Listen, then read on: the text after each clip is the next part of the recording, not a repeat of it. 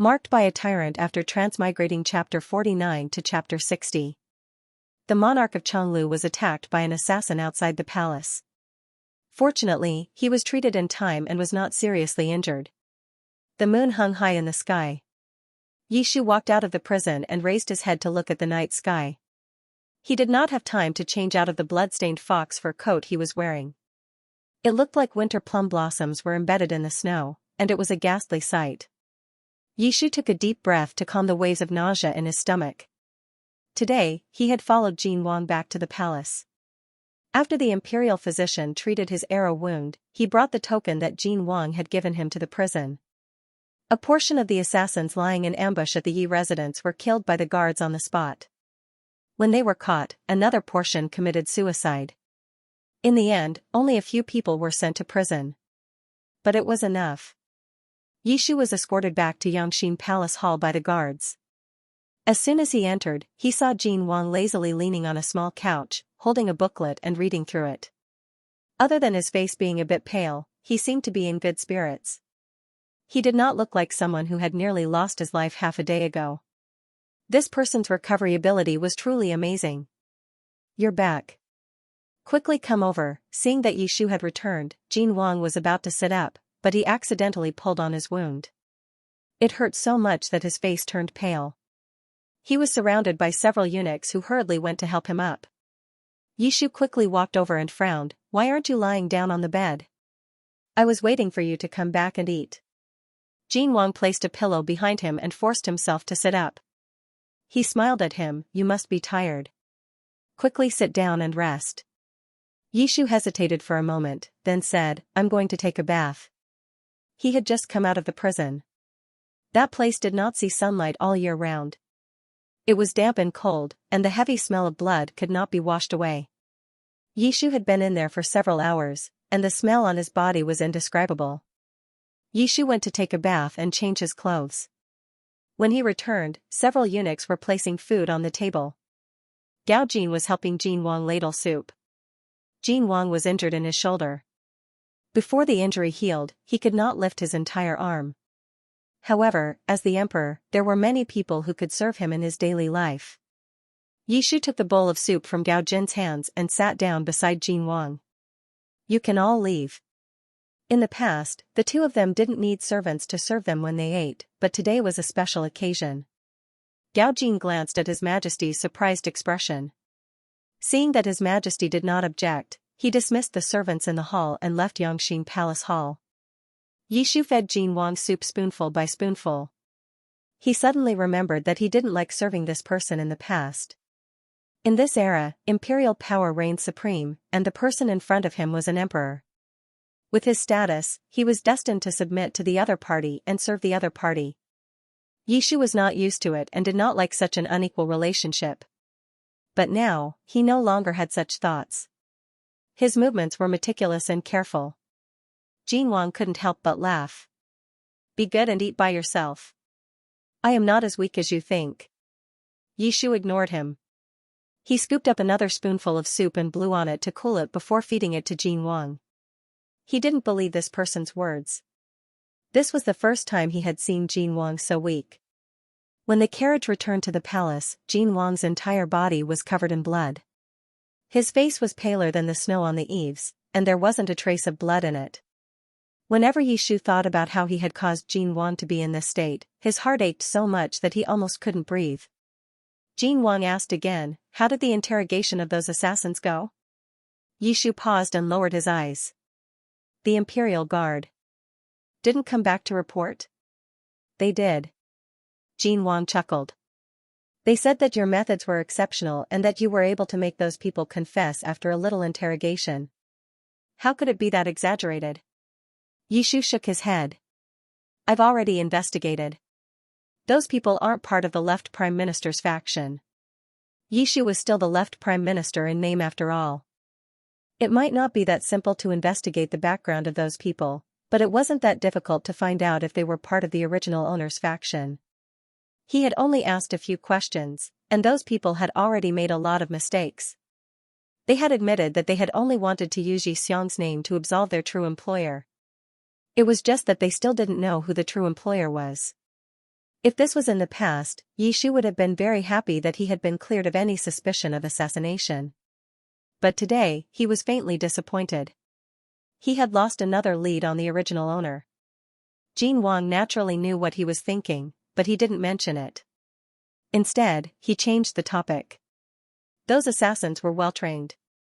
They were most likely assassins who made a living in the Jianghu. This kind of person wouldn't easily betray their employer. It's easy to find their flaws, but it's difficult to pry open their mouths.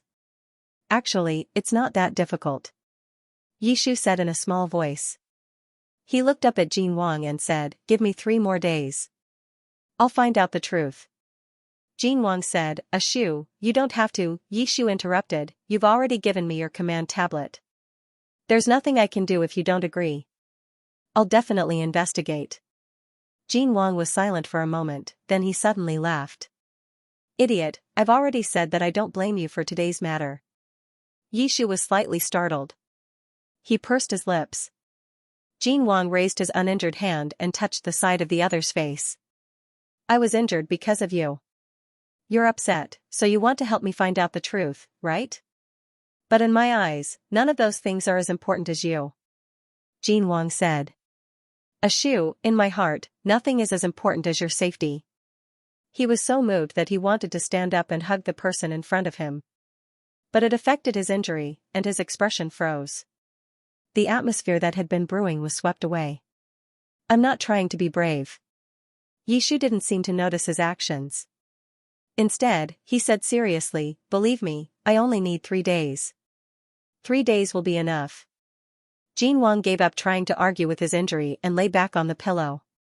"Then you have to promise me that you won't tire yourself out, that you won't encounter any danger, and that you won't do anything that will harm your body."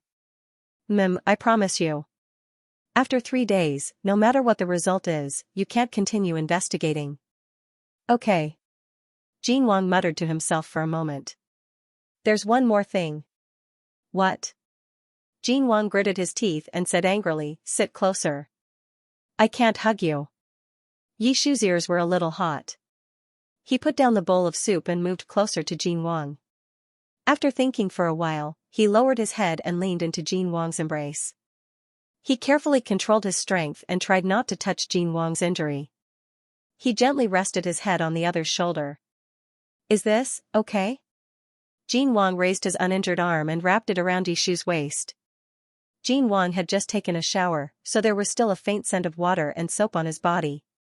He sniffed lightly and deliberately said, "Is this it?" Yishu looked at him from the bottom up. Jin Wang looked away and said vaguely, "My injury hurts. It hurts so much that I can't eat." Yishu leaned forward and kissed him gently on the lips. The kiss was short and brief. Yishu was a little embarrassed. He tilted his head and said, "That's what you want." That touch was so quick that he almost couldn't feel it. Jin Wang didn't know whether to laugh or cry. "Little fool." Yishu was unhappy. "I'm obviously coaxing you." "How am I a fool? How can you coax someone like that?" Jin Wang looked down at him and said gently, "Lower your head. Let me teach you." Yishu was a man of his word. Not even 3 days had passed. On the afternoon of the second day, all the officials involved in the assassination were imprisoned. If someone else had done this, it would have taken a lot of time, but Yishu was different. After confirming that the assassins had nothing to do with the left prime minister, it went without saying who their employer was. Who the culprits were, how to obtain evidence, and how to arrest them were all written clearly in the book. Now that the monarch was injured, no one expected him to hand over the investigation to the imperial concubine. No one expected the imperial concubine to act so quickly. The officials involved in the conspiracy were uprooted before they could react. Everyone in the court was shocked. A suspicion that they had never thought of surfaced in their minds. This way of doing things was very similar to Yixiang in the past. Yishu didn't care about how the court was discussing this.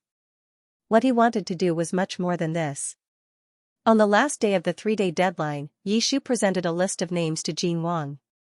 "This is a list of all the officials involved in the rebellion. Most of them can be verified now. If your majesty doesn't believe me, you can personally investigate after you recover from your injuries," Yishu said. Jin Wang glanced at the names on the list and smiled. Is this considered cheating? When Yishu proposed to investigate the truth, Jin Wang was worried that he would be implicated. Who knew? Knowing the future was indeed very convenient. Arresting them one by one for interrogation without any evidence, you're really something. Jin Wang leaned on the bed and said, this list involves many officials. I'm afraid that a slight move will affect the whole situation. We can't touch these people now, so we should quickly replace them with trustworthy officials and then find a way to get rid of them, Yishu said seriously. The spring civil service examination will be in 2 months. It's a good opportunity. Jin Wang looked at him steadily. Yishu felt uncomfortable under his gaze. What's wrong? Nothing. Jin Wang lowered his gaze. Yishu's behavior was even more similar to the person in his memory. In his memory, this person had also paved the way for him. The certainty and decisiveness in his actions were so dazzling that people couldn't take their eyes off him. Jin Wang didn't say anything else. He didn't even look at the list carefully. He just threw it to the side and opened his arms. Yishu obediently went over and was hugged. Jin Wang asked, "You didn't sleep last night?" Yishu was stunned. Jin Wang's voice turned cold. Have you forgotten what I told you not to tire yourself out? Yishu's voice was somewhat muffled as he whispered. I didn't do it on purpose. I couldn't sleep.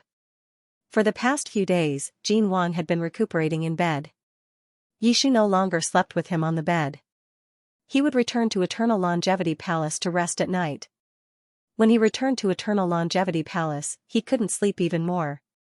As soon as he closed his eyes, he saw Jin Wang being pierced by an arrow and covered in blood. Even when he was asleep, he had nightmares and woke up several times in a single night. Jin Wang gently stroked his back. Looks like I have to get better soon. Yishu buried his head in Jin Wang's shoulder and didn't say anything. Jin Wang suddenly asked, do you want to be the supervisor for this year's spring examinations? The spring examinations were held once every 3 years. In the previous spring examinations, Xianxia had been the supervisor. Yishu was stunned. He understood what this question meant. He held Jin Wang's token and helped him investigate the truth behind the assassination. No one could question him. However, if he wanted to preside over the spring examinations, he had to be an important official. Jin Wang wanted to restore his identity. Jin Wang said, don't say that you didn't think about it. Everyone in the court saw what you did earlier. How could you hide it from them? Yishu lowered his gaze. He naturally thought of this. If he could calm down, he wouldn't have chosen to personally investigate this matter. However, for the past few days, he had been preoccupied with capturing the people who had harmed Jin Wang. He couldn't care less about these things. Isn't it good to be the Prime Minister? You and I can rule the world together and support each other. However, I still respect your wishes, Jin Wang said. If you want to continue being my imperial concubine, I'm naturally willing. You're testing me again. Yishu laughed.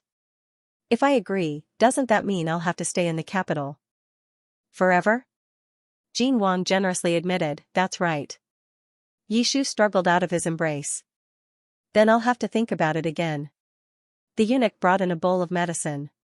After Yishu finished feeding Jin Wang, he helped him lie down. The medicine had the effect of helping him sleep. Jin Wang quickly fell asleep. Yishu tucked him in and sat by the bed, staring at him in a daze. Jin Wang wanted to regain his identity. After he regained his identity, Yishu would no longer be a favored concubine who could only rely on the monarch. Their relationship would be more equal and independent. They would rule the world together and support each other. What a tempting choice. You're the fool.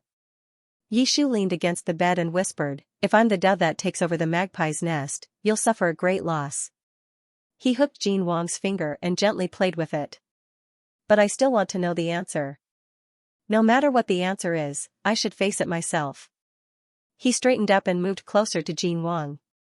He stared at his sleeping face and whispered, even if in the end I'm not the person you think I am, I still. Before he could finish his sentence, Yishu lowered his head and kissed Jin Wang on the lips. He then got up and left the bedroom. The imperial carriage was waiting outside the door. Yishu boarded the carriage and ordered, "Go to the cold palace."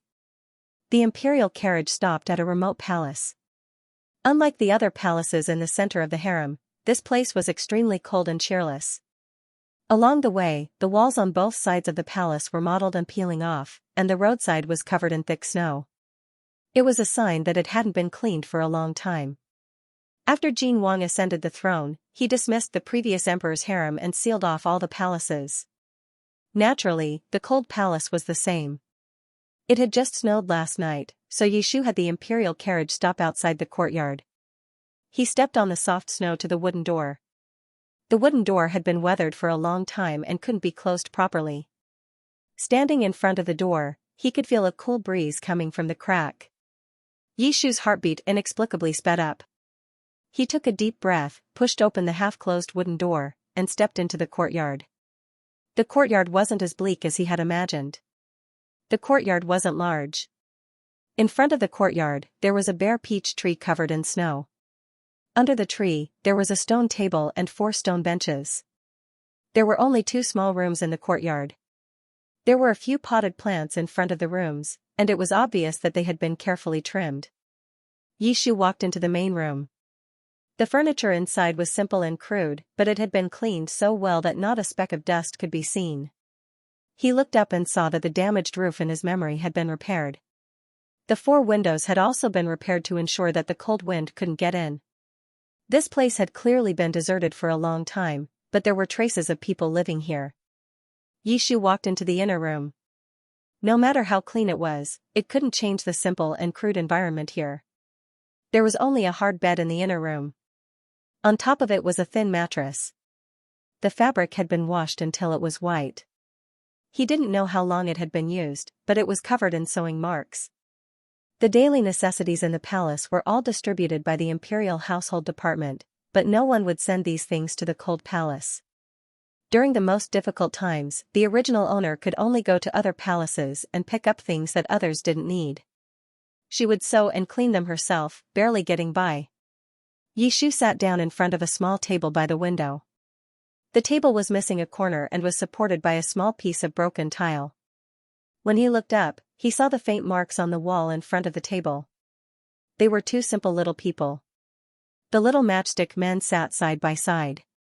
The taller one was hugging the other and laughing happily. The other one was relatively introverted, only slightly curving the corners of his mouth. All traces of the 2 youths' growth had been completely preserved here. Yishu suddenly felt his eyes sting. He got up and was about to leave when his toes accidentally touched the corner of the table. The small table was light, so when he bumped into it, it shifted slightly, but it revealed the carvings underneath the 2 little figures. It was a line of small, elegant words. Yishu and Jin Wang, spring of the 5th year. Yishu froze. This line of words happened to be slightly shorter than the table, so Yishu didn't notice it immediately. More importantly, it was not the seal script that Zhonglu was used to, but the simplified Chinese characters that were only used in modern society. The blood on Yishu's face quickly drained. He stood in place, his gaze fixed on the small line of words. After a while, he finally noticed his abnormal heartbeat. That was his own handwriting. This was what he was looking for. The young Yishu from back then had used this obscure and unique method to leave behind a unique mark that was enough to prove his identity. Yishu closed his eyes, his breathing not calming down for a long time. Jin Wang hadn't recognized the wrong person. It wasn't the original owner. The only one who had been with him from the beginning to the end was him. Yishu closed his eyes, the tip of his nose tingling. Suddenly, a strange sound came from outside the courtyard. The sound came from behind a small house to the side. Yishu composed himself and followed the sound. There wasn't much snow behind the house, and a small path overgrown with weeds extended to the corner of the house. There was a small kennel made of bricks and straw. Jin Wang had built it for the little yellow dog A Wang that they had raised when they were young. Yishu walked over with light steps and carefully parted the grass in front of the kennel. A small yellow dog had its back to him. Its 2 front paws were hugging a bone that it had stolen from somewhere, and it was happily chewing on it. As if it had sensed someone approaching, the little yellow dog turned its head. Its round black eyes met with Yishu's puzzled gaze. Yishu, the little yellow dog. The little yellow dog jumped up with an awe and tried to run out in a panic. It accidentally bumped into the edge of the kennel, almost causing it to collapse. Awoo! The little yellow dog was dizzy from the collision. It staggered to Yishu's feet. Yishu silently took half a step back. The dog's first bark didn't sound like a dog's bark. Instead, it sounded like a human's voice. The little yellow dog shook its head and sat down at Yishu's feet. It looked up innocently. Woof? Why did it sound so guilty? Yishu narrowed his eyes suspiciously. A wong. The little yellow dog looked at him. Woof, woof. This obviously couldn't be a wong. Perhaps it was because a wong had suffered a lot since he was young, but on the eve of Jin Wang's ascension to the throne, he had died of old age and was personally buried by them in a place with green hills and clear waters outside the palace. But this dog looked too much like a wong. The little yellow dog's back was light yellow, but its abdomen and four paws were snow white. Whether it was its appearance or the color of its fur, it was exactly the same as a wong. Yishu thought for a moment. Are you a wong, son? The little yellow dog didn't answer. Yishu's intuition flashed through his mind, and he faintly came up with a guess. He shook his head and muttered to himself, let's bring it back to Yangxin Palace Hall and ask Jin Wang. Then, he loudly called out to the door, someone come. Don't. A young male voice rang out from behind Yishu. Yishu's expression stiffened, and he turned around. The little yellow dog anxiously waved its two front paws. Just now, were you the one who spoke? Before he could answer, several servants had already pushed open the door and entered. Young master, what are your orders? The little yellow dog anxiously said, don't let them see me. Yishu glanced at it, then turned to the servants and said, it's fine, you can all leave first. The servants stopped in their tracks, then obediently said, yes. Only one person and one dog were left in the courtyard. Yishu asked, who are you? The little yellow dog sat down on the ground, and its voice sounded a little weary, the person who brought you here. Yishu's expression became even more puzzled. The little yellow dog uneasily wagged its tail, then scratched its ears and said vaguely, it's just that, this is the book world, so of course it's not a place you can enter as you wish, so, Yishu, so? I am the system guide of the book world. Yishu looked it up and down. Cough, this isn't my original body, I'm just living in this little yellow dog's body. It was gradually snowing outside. The little yellow dog jumped into the room through the window and skillfully shook off the snow on its body. Yishu slowly walked in, closed the door, and sat down at the table. Yishu asked, can you tell me now? What's going on? There are tens of thousands of book worlds, and the one we're in right now is just one of them. The little yellow dog explained, every book small world will gain self-awareness after it's formed. Because of this, it's very easy for them to change the direction of the plot because of their own subjective awareness, or because of a lack of logic in the plot. My job is to find suitable hosts to enter the small world, then assist them in guiding the characters in the book world and fixing the wrong path. Yishu massaged his temples. His head was full of questions, and he didn't know where to start. So you're saying that you pulled me into this world more than 10 years ago? The little yellow dog slowly said, actually, this is your second time here. Yishu, what do you mean? More than 10 years ago, when you first entered this world, your mission was to help Jin Wang become the king, and your reward was to heal your legs. Yishu was stunned. 3 years ago, when Jin Wang ascended the throne, your mission was considered complete. According to the procedure, we will erase all of your memories in the small world and send you back to the real world. The little yellow dog said, the flow of time in the real world and the small world is different. You spent 10 years in the small world, but only a few days have passed in the real world. When we erase memories, it will affect part of the host's original memories. That's why you don't remember much about what happened before you transmigrated. However, from the time your legs were healed to the time you transmigrated into the book, you lived in the real world for more than 10 years. You should remember all of this, right? Yishu nodded his head. However, he felt that something wasn't right. Since I left 3 years ago, why did I live in the real world for more than 10 years, but only 3 years have passed here? The little yellow dog hesitated for a moment, then slowly said, many years have indeed passed here. Yishu furrowed his eyebrows in confusion. After you left, this body was taken over by the system program and continued to complete the plot of the book. The little yellow dog lay on the table, its tail gently wagging. Yi Xiang plotted a rebellion and was executed by Jin Wang. However, after Yi Xiang was executed, the plot went out of control. More accurately, it was Jin Wang who went out of control. He became more and more tyrannical, and even incited chaos everywhere, causing the people to have no way of making a living. In short, the storyline deviated from the original route by a great deal, so we had no choice but to redo it. We experimented many times, and even matched other characters in this world with hosts in an attempt to fix the plot, but it was to no avail. In the end, we discovered that the reason the story deviated was because of you.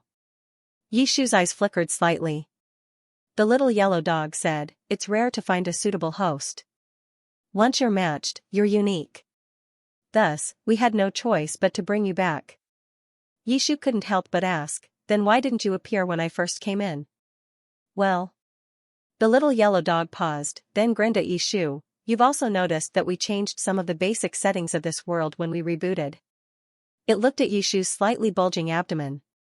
Yishu huffed angrily as he tightened his fox fur coat around himself. "Also." The little yellow dog deliberated for a moment, then decided to tell the truth. "We've never had to redo the work before. If word of this gets out, we'll be in trouble." Yishu was annoyed. "Then what if I was killed by him as soon as I transmigrated?" The little yellow dog said seriously, "Death in the pocket world won't affect the safety of the real world, so the host can rest assured." Yishu remained silent. The little yellow dog sighed, "As for me, more than 10 years ago, I used that little dog called a Wang as a host body. From time to time, I'd come to see you and check on the progress of the mission. But now, I've been punished by the main system because I haven't been able to complete the mission. For a long time. If I can't complete the mission in a day, I'll have to stay here for an extra day." Yishu looked at the little yellow dog's wagging tail and restrained himself, but he still couldn't help but ask, "Then haven't you thought about doing something else? For example, being a human? What else can I do in the palace? Be a eunuch? I might as well be a dog." Yishu, the little yellow dog, scratched its ear and said, "Anyway, that's how it is. We're also at our wits' end. Once the mission is completed, you can have any reward you want." Yishu didn't reply. After a long time, he sighed softly, "Reward or not, let's talk about it later. You said that the previous storyline deviated from the original plot. Then, what happened to him in the end?" At the end of that storyline, Xinjiang sent troops to destroy Western Xia and Great Yin, plunging the entire Central Plains into an abyss of suffering. On the night that the troops returned to the capital, Jin Wang set fire to the cold palace. In the end, he was buried in the sea of flames. By the time Yishu returned to Yangxin Palace Hall, it was already dusk. The eunuchs had just helped Yishu down from the imperial carriage, but before they could hold an umbrella for him, Yishu had already walked quickly into the palace hall. Jin Wang was once again lying down on the small couch that faced the palace hall's door. Seeing that he had returned, Jin Wang smiled gently at him. "Where did you go? I've been waiting for you for almost 4 hours." It was snowing heavily outside the room. Yishu had only taken a few steps, but his entire body was already covered in snow. The accumulated snow quickly melted from the warmth of the room, and the surface of his fox fur coat was slightly damp. Coupled with his pale face, he looked rather disheveled. "What's wrong?" Jin Wang's smile faded as he instructed, "What are you waiting for? Help the young master change his clothes and prepare a bowl of ginger tea." Without waiting for the eunuchs to carry out his orders, Yishu quickly walked in front of Jin Wang, bent down, and hugged him tightly. "You performed too well in those years. Jin Wang was unable to face your betrayal and the trauma of personally executing you. His mental state had greatly deviated, and he became a true tyrant, a complete madman." On the night that the troops returned to the capital, Jin Wang set fire to the cold palace. In the end, he was buried in the sea of flames. Yishu's body trembled slightly, and he used so much strength that he almost pressed on Jin Wang's wound. Jin Wang naturally sensed that something was wrong, and his voice became gentler. "What happened?" Yishu said in a muffled voice. I'm sorry for leaving you. I'm sorry for deceiving you in the past. I'm sorry for my wavering attitude in the past and causing you to suffer so much. Tears slid down Jin Wang's cheeks, and his shoulders quickly became wet. Yishu closed his eyes and softly repeated, I'm sorry. Jin Wang was gently patting Yishu's back when he heard Yishu's words. He actually didn't often see Yishu cry. During his most bitter days, he would only shed a few tears behind his back when he felt extremely wronged.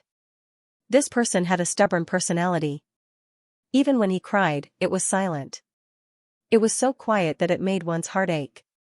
Jin Wang could only feel the body in his arms constantly trembling. He wanted to wipe his tears, but Yishu refused to lift his head and only hugged him even tighter. Jin Wang was helpless. He could only use one arm to wrap around Yishu's body as he slowly said, I didn't see you when I woke up, and you made me wait for so long. Gu Gang was just thinking about what crime to punish you for. He paused, then laughed. Were you afraid that I would blame you, so you came back and did this for me? I didn't, Yishu reflexively retorted, but he choked on his sobs and turned his head to the side to cough. Jin Wang hurriedly helped him breathe. After Yishu calmed down, he looked up and saw that the bandage on Jin Wang's shoulder was faintly bleeding. The wound has split open. Yishu immediately shouted towards the door, quickly summon the imperial physician. Xianxia Palace Hall's attendants were the best at reading people's expressions. When Yishu threw himself into Jin Wang's arms, they had all retreated out of Xianxia Palace Hall. At this moment, a group of people were crowding outside the door. When they heard the order, they immediately went to carry it out. Jin Wang took Yishu's hand and had him sit down on the small couch. The blood on the bandage became more and more obvious. Yishu's eyes became even redder, but he didn't dare to touch him. Why didn't you push me away just now? Didn't it hurt? It didn't hurt. It didn't hurt as much as seeing you cry. Jin Wang used his finger to wipe away the tears on Yishu's face. He smiled carelessly, besides, I still have to perform well in front of you. How could I push you away? Yishu lowered his head and didn't say anything. Jin Wang said, come closer. Yishu leaned over. Jin Wang's kiss landed on his eyes. Yishu's eyelashes trembled slightly. Before a tear could fall, he was kissed away. Jin Wang kissed him carefully. His warm lips brushed past the corners of his eyes and his face.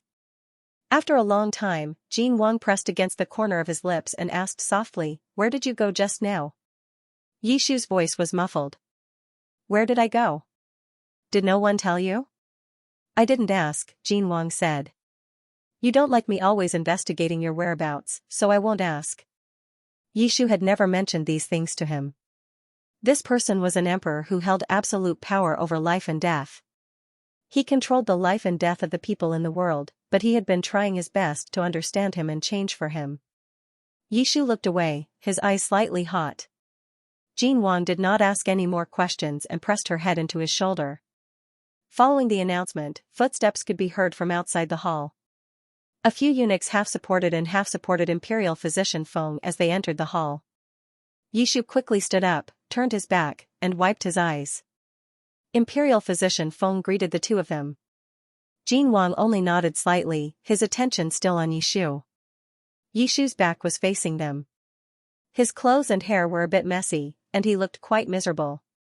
From Imperial physician Feng's angle, he could see that the other party's eyes were slightly red and swollen. It was obvious that he had just cried. Imperial physician Feng looked at Yishu, then looked at Jin Wang. He carefully asked, What happened?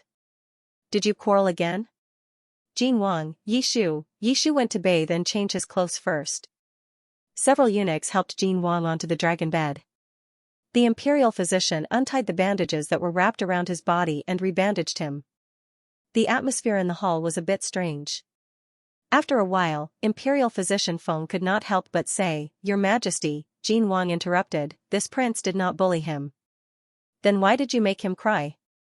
Jin Wang, Imperial physician Feng sighed and earnestly advised, Your Majesty, Lord Kuan's temper is a bit strange after becoming pregnant, and his mood changes a lot. However, you cannot be angry with him because of this. Young master's body is weak and cannot be stimulated. Not only is it not good for the body, it is also not good for the fetus in the womb. Jin Wang, this prince did not, this prince did not, this prince does not know anything. Jin Wang pressed the space between his eyebrows, it really was not this prince. Imperial Physician Feng's face was full of distrust. If it was not this prince, who else could it be that made him cry? Could it be in Ben again? Imperial Physician Feng's expression suddenly became very complicated. Ever since he had given the abortion medicine to Yishu, he had been paying attention to the news in Yangxin Palace Hall. After all, abortion medicine was harmful to the body.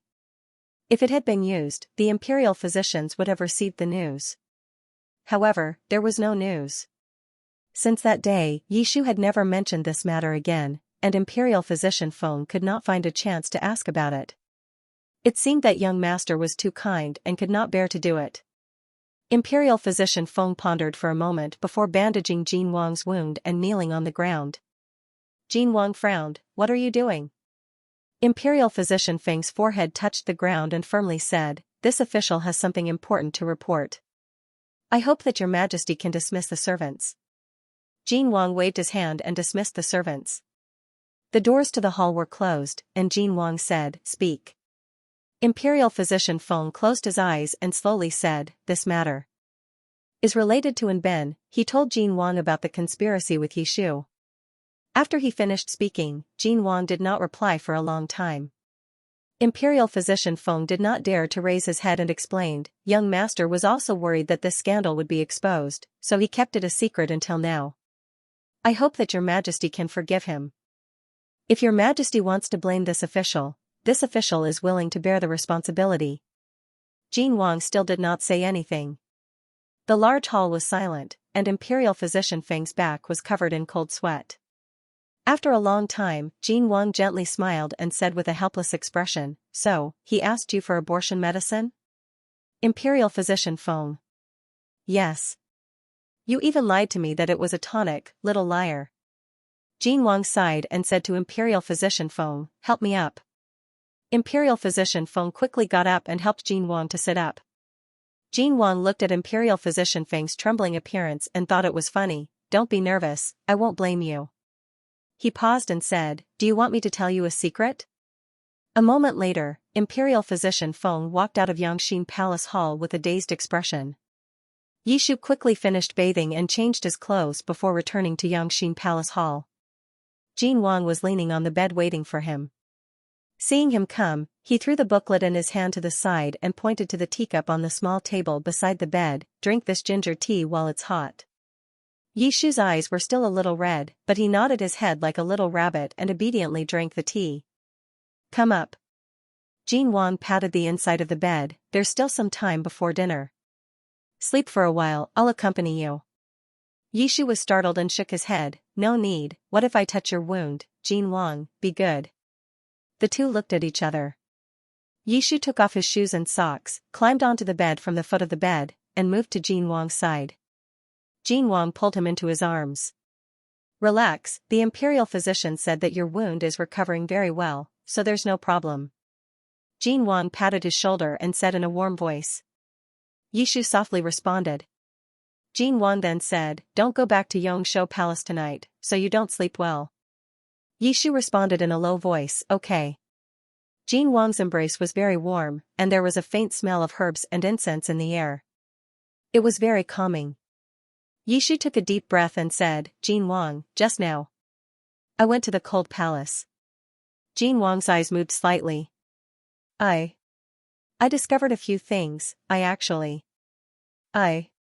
Yishu's voice was dry, and he didn't know where to start. He had learned too many things from the system, and it was too chaotic. He had come here for 10 years for the sake of the mission, and he had left without saying goodbye.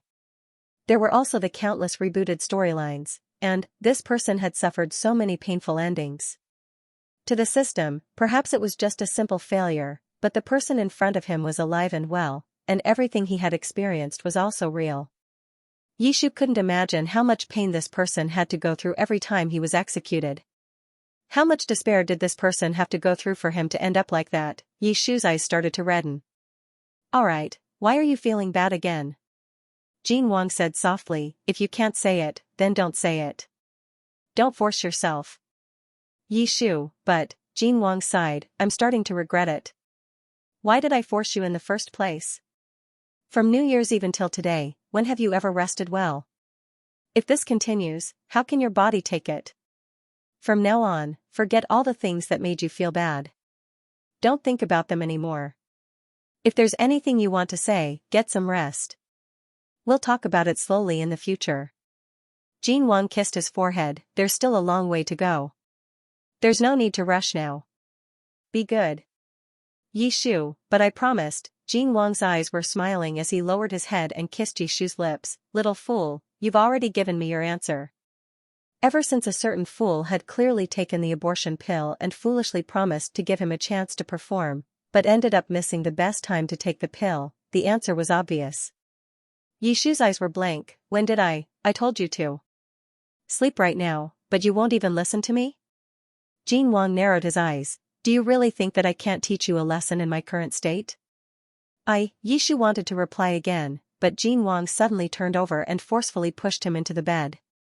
His Majesty the monarch had personally proven that even if one of his hands was crippled due to his injury, he could still use his other hand to completely subdue someone.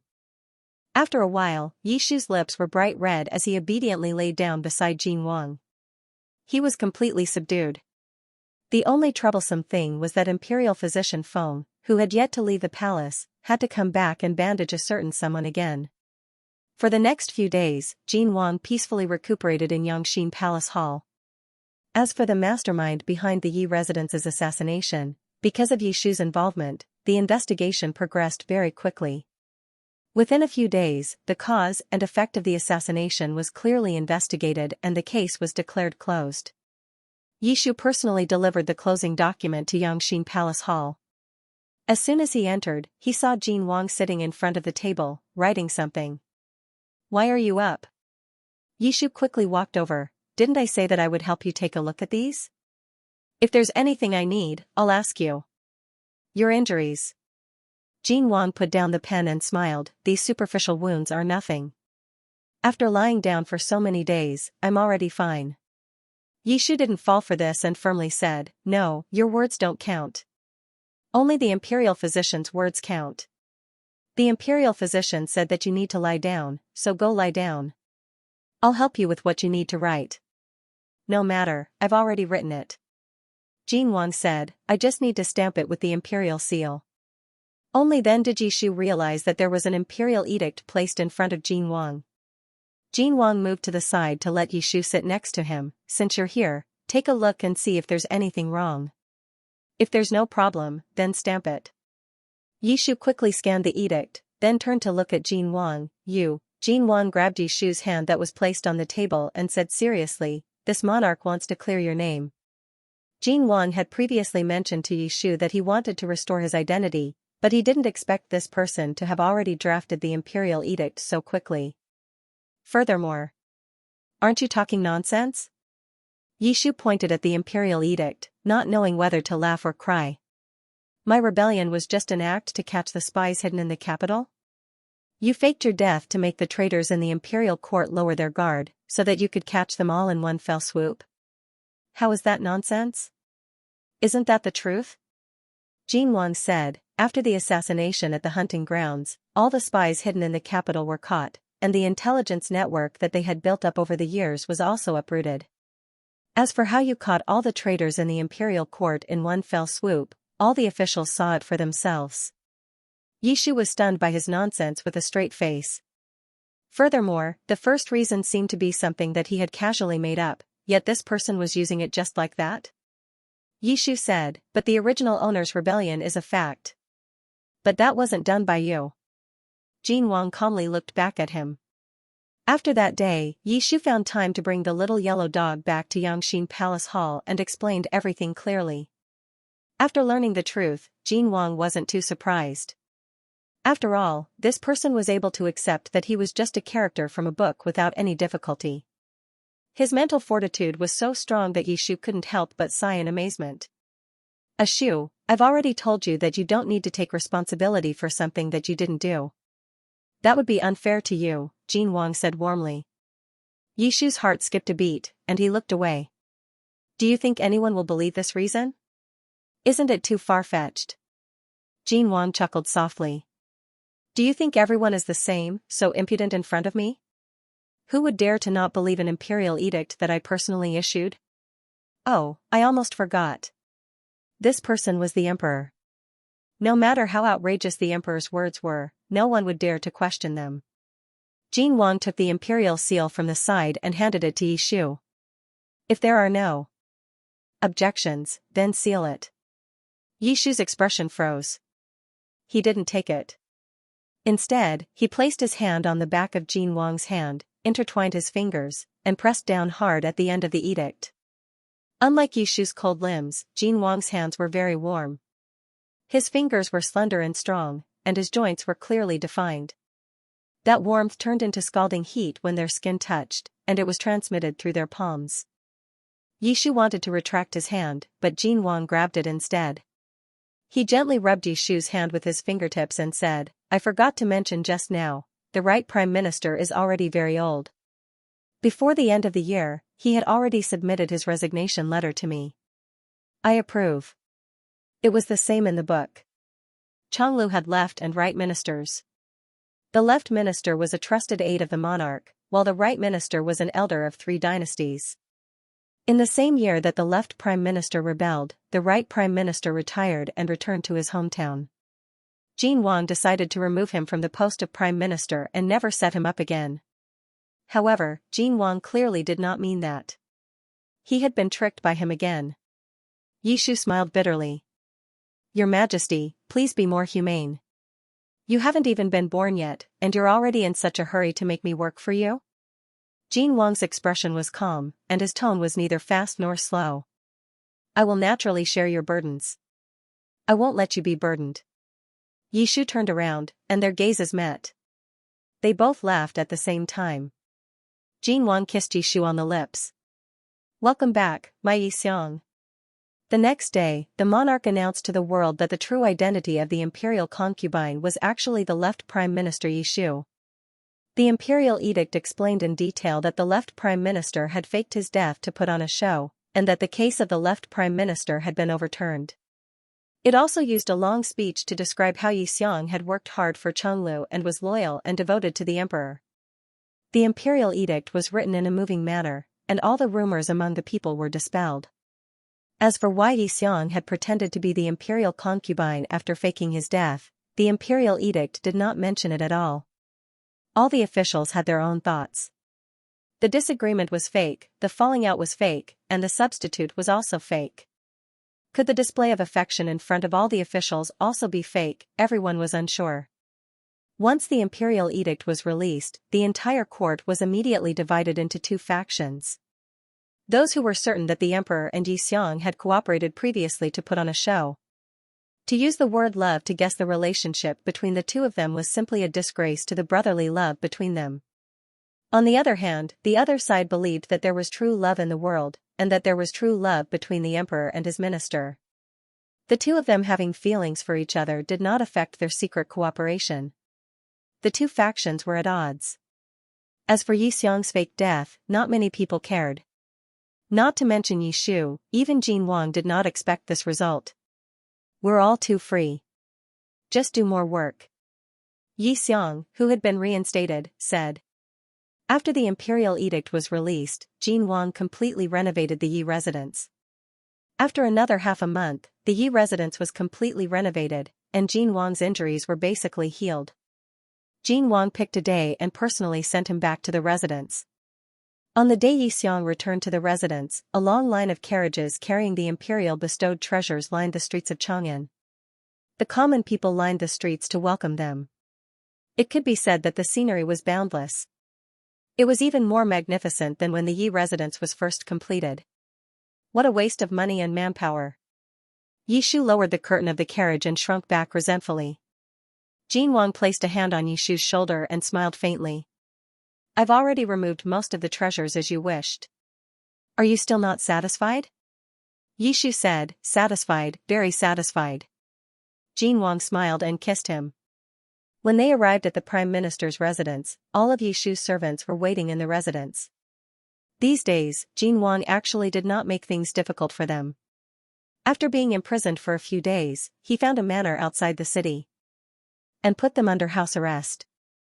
It was just that previously, they all thought that Yishu was dead and were on tenterhooks day and night, afraid that they would be implicated.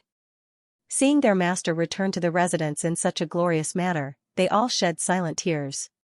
Some of the elderly and weak even fainted on the spot. Jin Wang had Gao Jin read out the imperial edict. Yishu bowed and received the edict. In front of everyone, the two of them acted out a virtuous monarch. After dismissing the officials who had come to join in the fun, the gates of the prime minister's residence were closed. Yishu was unhappy. "Why are you still here?" Yishu walked into the central room and glanced at the person beside him. A maid was about to serve the two of them tea. When she heard Yishu's tone, she was so frightened that she almost fell to her knees. Jin Wang was not angry. He hugged her and sat down on the main seat. "Are you really not coming back with me tonight? After all, this place is not as good as the palace, and..." He glanced at Yishu's abdomen. It was still winter, so Yishu's abdomen could still be covered with an outer garment. However, spring was coming soon, so his abdomen would not be able to be hidden. According to Jin Wang's intentions, he naturally wanted to announce his relationship with Yishu to the public as soon as possible, so that he could openly marry him into the palace. However, he had his doubts. Previously, he had thought that Yishu was plotting a rebellion. This series of actions had almost destroyed the foundation that the original owner of this body had built in the imperial court over the years. If he wanted to restore Xianxia's former prestige, it was far from enough to just reward him with some wealth. He still needed some time. At this time, announcing to the public that Yishu was pregnant with his child and then bringing her into the imperial harem would make it meaningless for him to restore Yishu's official position. He did not want Yishu to become his subordinate. As for Yishu himself, he did not care about these things at first. He was not from this world, so he did not pursue power. He also did not have any ambitions. Whether or not he could clear his name and restore his official position, he did not particularly care. However, he could not resist Jin Wang's constant nagging. One moment, he felt that he should let Yishu return to his normal life as an official, so that it would be easier for him to do things. The next moment, he felt that it was not safe for Yishu to leave the palace, so he could not be at ease. After struggling for more than half a month, Yishu finally came to a decision. He would return to his residence and stay there for a few days. Jin Wang muttered to himself for a moment, "Why don't we stay at your residence tonight?" The two of them looked at each other. Yishu was expressionless. "Yixiang has just been restored to his official position, so we still have many things to discuss with Yixiang personally." Jin Wang put on a righteous appearance. "Yixiang must prioritize the overall situation." "Yishu, prioritize the overall situation my ass." Thus, on this day, after His Majesty personally sent Yixiang back to his residence, Yixiang not only hosted a banquet in his residence to entertain His Majesty, he also discussed state affairs with His Majesty for an entire night. The news spread throughout the country the next day, and everyone sighed with emotion. Yixiang was truly a wise minister of the dynasty. In the following days, Yixiang and His Majesty frequently discussed matters. His Majesty would visit the Yi residence almost every day, and the two of them would talk for an entire night. In the end, even the servants in the residence began to worry. The young master and His Majesty discussed matters every night. It had been a long time since he had a good night's sleep. If this continued, how could his body endure? Fortunately, as winter came to an end, Jin Wang finally became busy and no longer had the time to run to the Yi residence every day. Thus, he could only summon Yixiang to the palace in the name of discussing matters. "I'm not going."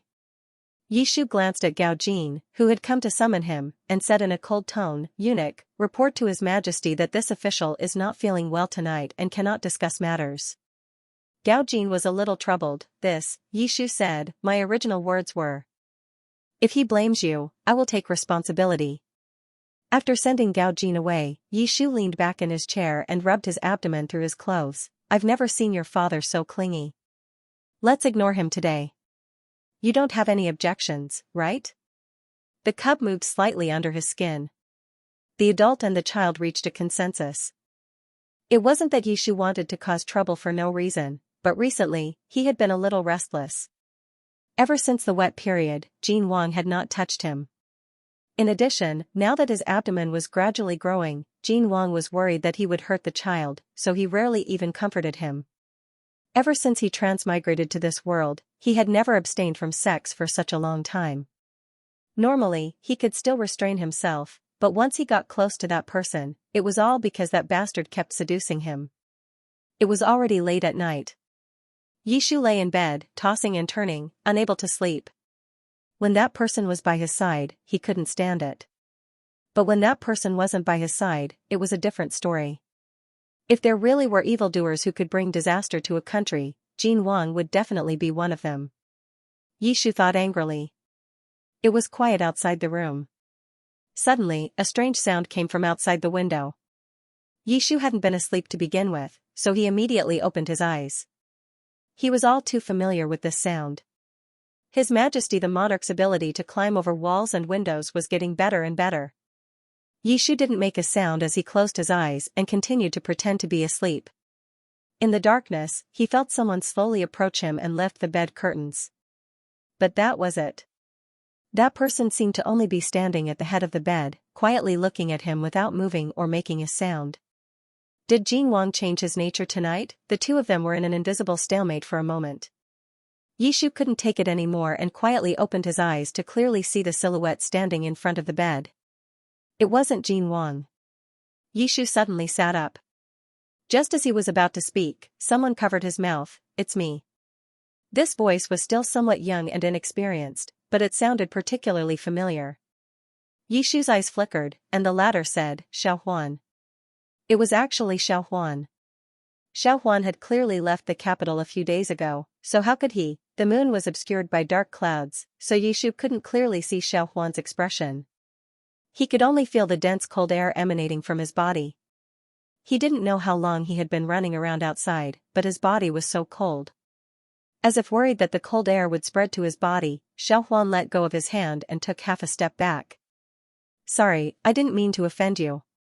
I heard some things on the way here, so I came back to confirm." The youth seemed to be at a loss. You really are." "It's me," Yishu said. "I lied to you before."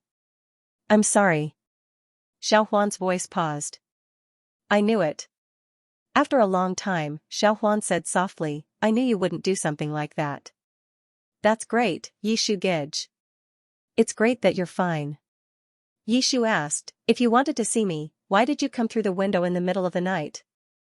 Xiao Huan rubbed his nose. "I just arrived in the capital. I didn't expect it to be this late already, but I was too impatient and couldn't wait until dawn." Why was this child so silly? Yishu sighed. "Forget it. I'll have the servants arrange a bedroom for you. If you have anything to say, we can talk tomorrow." He got up and was about to walk out the door when someone suddenly tugged on his sleeve. Yishu turned around and saw the pitiful expression in the other party's eyes. "What's wrong now?" Yishu's heart softened as he asked patiently. Xiao Huan felt wronged. "You're Kuan-jun." Yishu said, "Yes." Xiao Huan felt even more wronged. Yishu felt helpless and said honestly, "Xiao Huan, even if I'm not Kuan-jun, it's still impossible for us to be together." "Is it because Yishu Gij has someone he likes?" Yishu said, "Yes." The youth's eyes reddened. "Is it Jin Wang?" Yishu didn't answer. Little Kuan-jun looked very wronged and couldn't help but feel pity for him. He reached out and gently patted the youth's head. "Xiao Huan, you're still young. You don't understand that worship and love are two completely different things. When you understand, you'll find someone you truly like." Xiao Huan suddenly hugged him. "But his voice stopped abruptly. A martial artist's senses were extremely sharp. He could clearly feel a slight bulge under the other party's thin clothes. Xiao Huan's expression went blank for a moment. Suddenly, there was another sound outside the window. The two of them subconsciously turned around. A familiar figure was leaning against the window with his arms crossed in front of him. His expression was hidden in the darkness and couldn't be seen clearly. Yishu's heart skipped a beat. Jin Wang narrowed his eyes and looked coldly at the two people in the room who were hugging each other. His prime minister was throwing a tantrum today. He had been summoned several times, but she refused to enter the palace. He had sent Gao Jin to personally invite her, but they had all been sent back. Perhaps it was because the two of them had been sticking together recently, but Her Majesty could no longer stand being alone. He hurried to deal with the matters at hand and drove here without taking a break. Then he saw this scene. The two little Kuan lords in the room were a little stunned. They stared blankly in Jin Wang's direction. Xiao Huan's hand was still on Yishu's arm. Yishu was the first to recover. He hurriedly pushed Xiao Huan away. No, it's not like that. Listen to me. Unexpectedly, Xiao Huan didn't let go. Instead, she held on to Yishu even tighter. Your stomach, let go. Why did you? Before Xiao Huan could finish speaking, a hand reached out from the side and forcefully pushed his hand away. Jin Wang pulled Yishu into his arms and looked at him with a faint smile. No wonder Yi Xiang didn't listen to the summons today. It turns out that he was meeting someone in private. Yishu, was it too late for him to put it back on? A moment later, the room was brightly lit. Jin Wang sat in the main seat. Yishu carefully brought him a cup of tea. Xiao Huan stood to the side and glared angrily at Jin Wang. It was close to falling asleep. Yishu wasn't wearing much. His waist was slender, and the outline of his bulging abdomen was even more obvious. How could Xiao Huan not see what it was at this time? Dog. Emperor. Emperor, Xiao Huan's eyes were red. She looked as if she wanted to fight Jin Wang to the death right there and then. The atmosphere in the room was so tense that it was hard to breathe. Yishu hung his head like a quail. He looked down and tried his best to minimize his presence.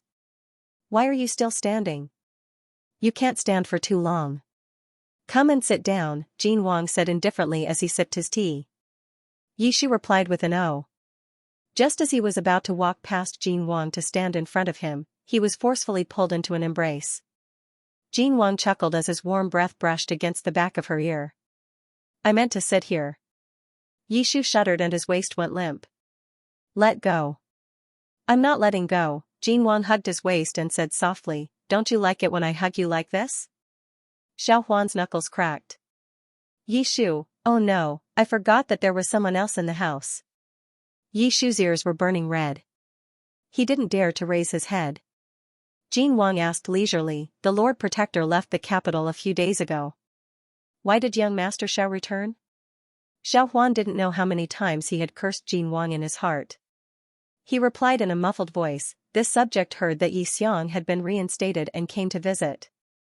Since you came to visit, why did you enter through the window in the dead of night? What kind of scandal is this? Xiao Huan looked at him, speechless. You didn't enter through the window? Jin Wang calmly looked at Xiao Huan. He didn't seem to think that there was anything wrong with the monarch of a country entering his subject's bedroom in the middle of the night. Yishu quietly pulled on Jin Wang's sleeve. Your Majesty. Jin Wang tilted his head and looked at him. Today's matter was a misunderstanding. I didn't know that young Master Xiao would come here. Also, he didn't mean to. Xiao Huan had only come here because he was worried about him.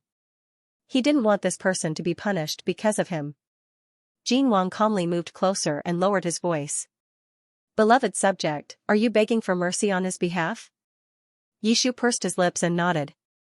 The smile in Jin Wang's eyes deepened. Then, beloved subject, do you know what price you have to pay if you want me to let him go? Even Yishu's neck turned red. Jin Wang's heart was tickled by his words. Yishu was always particularly sensitive when there were outsiders around. He was even easier to bully than usual. Jin Wang was no longer in the mood to tangle with Xiao Huan. He called out, guards. The door was immediately pushed open and 2 imperial bodyguards walked in. Jin Wang ordered, take him away and watch over him. Xiao Huan didn't want to stay here any longer. As a martial artist, his hearing was extremely good.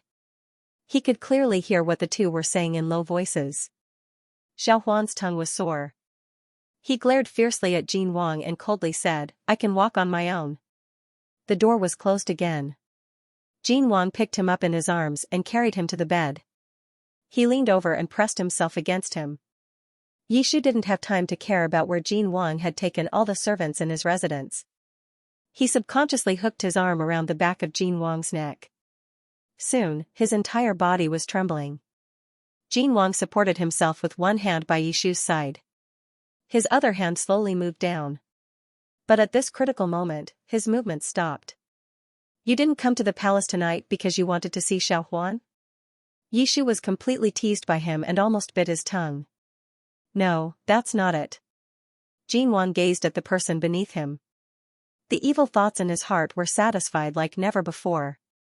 The eyes of the person in his arms were red and misty. He seemed to want to pull on Jin Wang's hand but gave up in grievance. His fingers opened and curled up impatiently. He helplessly grasped the quilt beneath him.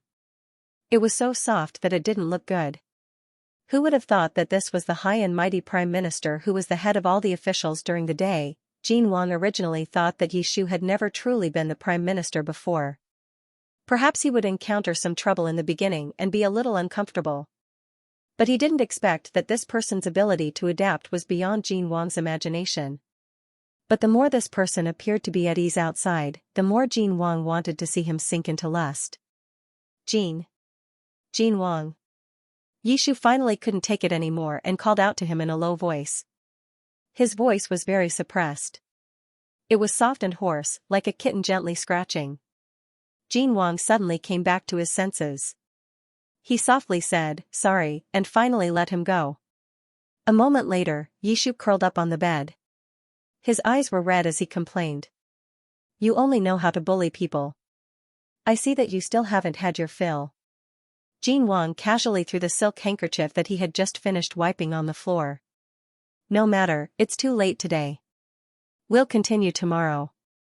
Yishu was stunned. "You're still doing it tomorrow? Do you think that's the end of today?" Jin Wang raised his eyebrows. "You left me in the palace and secretly met with another man in your residence. Xiang, do you think this punishment is enough?" Yishu buried half his face in the quilt and didn't answer. "Tomorrow is your rest day. I'll allow you to sleep until the afternoon." Jin Wang lay down beside Yishu and lowered his head to kiss his forehead. "When you wake up, come to the imperial study to see me. Remember to wear your court robes." When Yishu woke up the next day, Jin Wang was no longer in the residence. It was already close to noon. Yishu didn't ask anyone to prepare a meal. He directly changed into his court robes and took a sedan chair to the palace. He couldn't think of any other way that Jin Wang could punish him. He was still pregnant. At worst, he would just be slept with. He didn't believe that Jin Wang had any other tricks up his sleeves that he hadn't experienced before.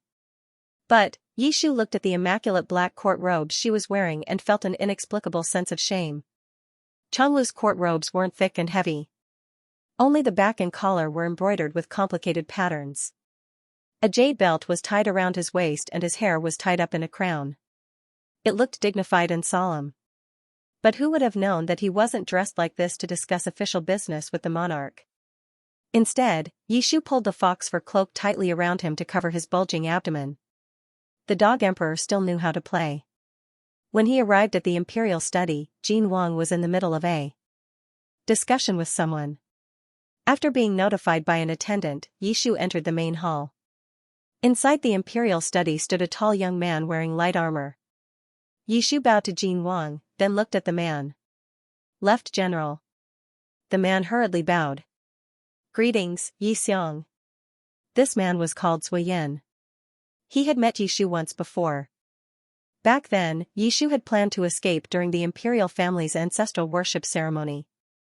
He had coincidentally met this man and the Taichung temple official patrolling outside. At that time, he still didn't know how to control Xianxia and was caught red-handed. Afterwards, he was presented back to Jin Wang as a beauty. It had been a long time since that incident. Yishu didn't care about that small grudge anymore. Moreover, the latter didn't know anything about it. He nodded to Zui Yan and asked, "Left General and His Majesty are in the middle of a discussion?" "It's West Xia," Jin Wang replied. "West Xia has been invading our borders repeatedly. I'm afraid that war will break out soon." Jin Wang gestured for Gao Jin to take a seat. After Yishu sat down, he asked, "What do you think?" Yishu said, "If it's a battle, then let's fight." "Are you going to be a coward?" Jin Wang's lips curled up in satisfaction. Suiyan said, Westxia people have been nomads for generations. They are brave and good at fighting. If we rashly send out troops, I'm afraid, Left General, you worry too much. They have an army, but so does Zhonglu, Yishu gently interrupted. Moreover, winning a war doesn't depend on martial strength, but brains. If it was just Westxia, Jin Wang alone was more than enough to deal with it. Moreover, he had Yishu's help now. The young prime minister leisurely leaned back in his chair, his eyes flashing with a confident smile. Suiyan originally wanted to say something, but the moment he saw this smile, his mind suddenly went blank. He stared at Yishu in a daze, but then he heard Jin Wang suddenly say, I still have important matters to discuss with Yi Xiang. Let's end it here for today. But Suiyan opened his mouth, but he saw that His Majesty's Chamberlain had already come over to open the door for him. He could only bow and leave. Before he left, Suiyan couldn't help but glance into the hall. His Majesty had already walked to Yi Xiang's side through the unclosed door, as if he was about to lean over and say something to him. After the door closed, Jin Wang pinched Yishu's cheek. Seductive spirit. Yishu immediately retorted, vinegar jar. Jin Wang was expressionless. Xiao Huan. Yishu immediately cowered. I was wrong. It's good that you know you were wrong.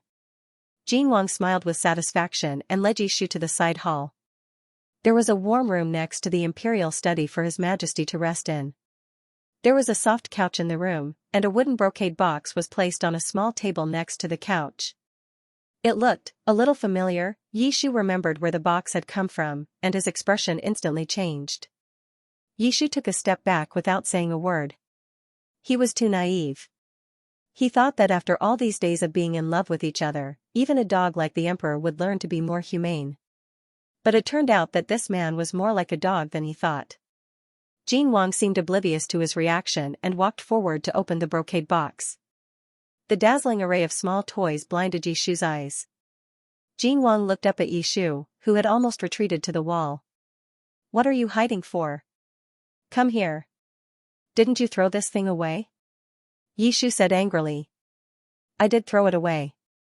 Jin Wang restrained the smile in his eyes and explained slowly, but I thought that since this is a gift from the second prince of Great Yin, in order to express the friendship between our two nations, it cannot be so carelessly wasted. Yishu.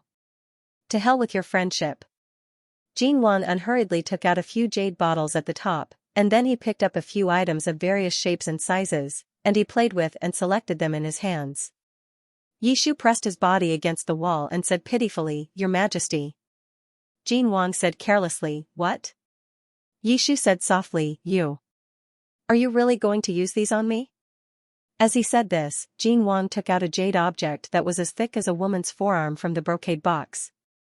The jade was transparent and had a bumpy surface, with a coiling dragon pattern engraved on it. Yishu's legs went soft as he looked at it. Jin Wang held back his laughter and deliberately shook the jade in his hands. Can't stand it? Yishu quickly shook his head. He thought for a moment, then put the jade back into the box and took out a small, thin object. This object was similar to a silver hairpin in length and thickness. It was hollow and had a small silver ball sealed at one end. Jin Wang fiddled with the small ball with his finger and deliberately pulled it out slowly, as if he was studying how to use it. Yishu's cheeks were burning. Jin Wang. I don't want this. Yishu felt aggrieved. Don't use these, Jin Wang sighed, I really don't know what to do with you. He put the things in his hands back into the box, got up and walked to Yishu's side. He lowered his eyes and looked at him. You don't want this or that. What do you want? Yishu held his hand. I want you. Jin Wang couldn't help but chuckle softly. Sweet mouth. However, his tone changed again. But a few sweet words can't make up for the punishment. How about this? Since Yi Xiang is pregnant, I'll give you a chance, Jin Wang said. You can pick 3 things from the pile. Yishu said, but, Jin Wang said calmly, if you can't pick one within the time it takes for an incense stick to burn, then I will do it according to my own preferences. After saying that, he turned around and left the warm room. Dog. Emperor. Emperor, Yishu was so angry that he wanted to hit someone. Jin Wang didn't care how this person was cursing him in his heart. He leisurely returned to the dragon throne and even began to write without moving. The time it takes for an incense stick to burn passed quickly. Yishu stepped out of the warm room at the last moment. Jin Wang put down his brush. You've chosen? Yishu's face was still burning hot. He put his hands behind his back and answered vaguely. Jin Wang said, let me take a look. Yishu didn't move. I've already agreed to your request. Shouldn't you release Xiaohuan now? Jin Wang smiled. He unfolded the imperial edict in his hand and pushed it in front of Yishu. The war with Western Xia is imminent. I wish to appoint the left general as the general of agile cavalry and command the 3 armies. The army just so happens to be lacking a deputy general, so I'll let Xiaohuan go, Jin Wang said. Yishu's eyes flickered. You want him to go to the border, what, does your heart ache for him? Jin Wang raised his eyebrows. Xiaohuan is the only son of the Lord Protector. He has been learning the art of war and martial arts since he was young. He will have this day sooner or later. What's more, his father has already made it clear to me that he wants to go to the border to gain more experience.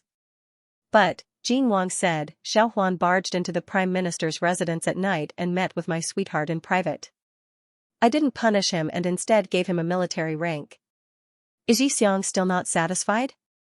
Although he couldn't return to his fief, Jin Wang's actions were indeed a promotion for Xiaohuan, not a punishment. Yishu said in a small voice, then let's listen to your majesty, then why haven't you taken out the things yet? Jin Wang said. Whether or not this imperial edict can reach Xiaohuan's hands will depend on Xianxia's performance. Yishu's ears burned. He put the things in his hands on the table. A piece of warm jade, a piece of red silk, and a golden bell. The warm jade was only the size of a pinky finger. It was used for the first time to make love and to clear the passageway. As for the red silk and the golden bell, they were only used as decorations to liven things up. Jin Wang stared at them for a moment, then chuckled. You really know how to choose. Yishu acted as if he was facing a great enemy. You said to let me choose myself. You can't go back on your word. I won't go back on my word. Jin Wang pulled him closer and kissed Yishu intimately on the lips. As long as you don't regret it later. As soon as Jin Wang said this, Yishu immediately retreated. Yu Yan's treasure chest contained many different types of toys. Yishu had never seen some of them before and didn't know what they were used for. These were the toys that Yishu could accept the most out of all the toys. These toys were so gentle. They should, probably, maybe, not be bullied too badly. However, Yishu still underestimated the Dog Emperor's methods. The temperature in the imperial study was just right. The current prime minister was pushed to sit on the dragon throne. His upper body was still dressed neatly, but the hem of his complicated robe was already disheveled, revealing 2 white calves. Yishu's eyes were covered by a piece of red silk. His cheeks were bright red, and his lips were trembling slightly. Jin Wang's voice suddenly came from beside him. Ashu, be good. Let go of each other a little more. His entire body trembled, and he immediately heard the crisp sound of a bell in his ears. A golden bell was tied to his slender ankle. Why are you moving around so much? It's so noisy that I can't even read the memorials. Jin Wang put down the warm jade, then lifted Yishu's leg and placed it on the armrest of the dragon throne. He pulled him into his embrace. In the time it takes to drink a cup of tea, every time the bell rings, I will read one more memorial. Jin Wang lowered his head and kissed his forehead. Xiang, you have to hold on. The two of them fooled around in the imperial study for an entire afternoon. Soon, it was time for dinner. Gao Jin received permission and personally brought the food into the room. The dragon throne in front of the imperial study was already in a mess. Xiang's court robes and boots were carelessly thrown to the ground. It was obvious that the battle had been fierce. Her Majesty and Xiang were not in the hall. Gao Jin put down the food and boldly looked into the warm room. Through the layers of gauze, he could faintly see 2 figures nestled on a small bed. The figures in the gauze moved slightly. Suddenly, there was a low sobbing sound. Gao Jin's face turned red. He didn't dare to look again and hurriedly retreated. Inside the warm room, Jin Wang hugged the person in his arms tightly and chuckled. Why are you so nervous? They've already left. The latter couldn't take it anymore. She leaned against Jin Wang's body and said in a trembling voice, Get out. Jin Wang didn't move. He kissed the corner of Yishu's lips. My beloved official is so passionate. I feel that my beloved official doesn't want me to leave. I didn't. Why didn't you listen to the summons last night? Jin Wang suddenly asked. He brought up the past again. If it weren't for this matter, he wouldn't have been bullied by this person. Yishu felt extremely wronged. He said in a small voice, I really didn't do it to see Xiaohuan, I know. Jin Wang said, when I went, I just happened to see him enter the room. Yishu raised his head. Then why did you? Jin Wang met his gaze. A trace of craftiness flashed through his eyes. Yishu looked away. You're bullying me. How could that be? Jin Wang tightened his grip on Yishu's waist and said with a smile, Gu Mingming is just fulfilling his sweetheart's wishes. He understood Yishu's body even better than this person himself. None of Yishu's reactions could escape Jin Wang's eyes. Before he went to the Prime Minister's residence yesterday, he really didn't know why Yishu didn't listen to the summons. But after he bullied him last night, he immediately understood the reason. He wanted it but didn't dare to tell him directly. He could only use this method to avoid him. He still needed to be taught a lesson. As Jin Wang thought of this, he turned around with Yishu in his arms and concentrated on teaching him a lesson. After a while, Jin Wang hugged Yishu and laid back down on the small couch. He asked in a low voice, when did it start? Yishu was still feeling comfortable and tired. Even his fingers felt weak. It was just these past few days, Jin Wang asked again, are you still going to hide it from me in the future? Yishu was taught a lesson by him.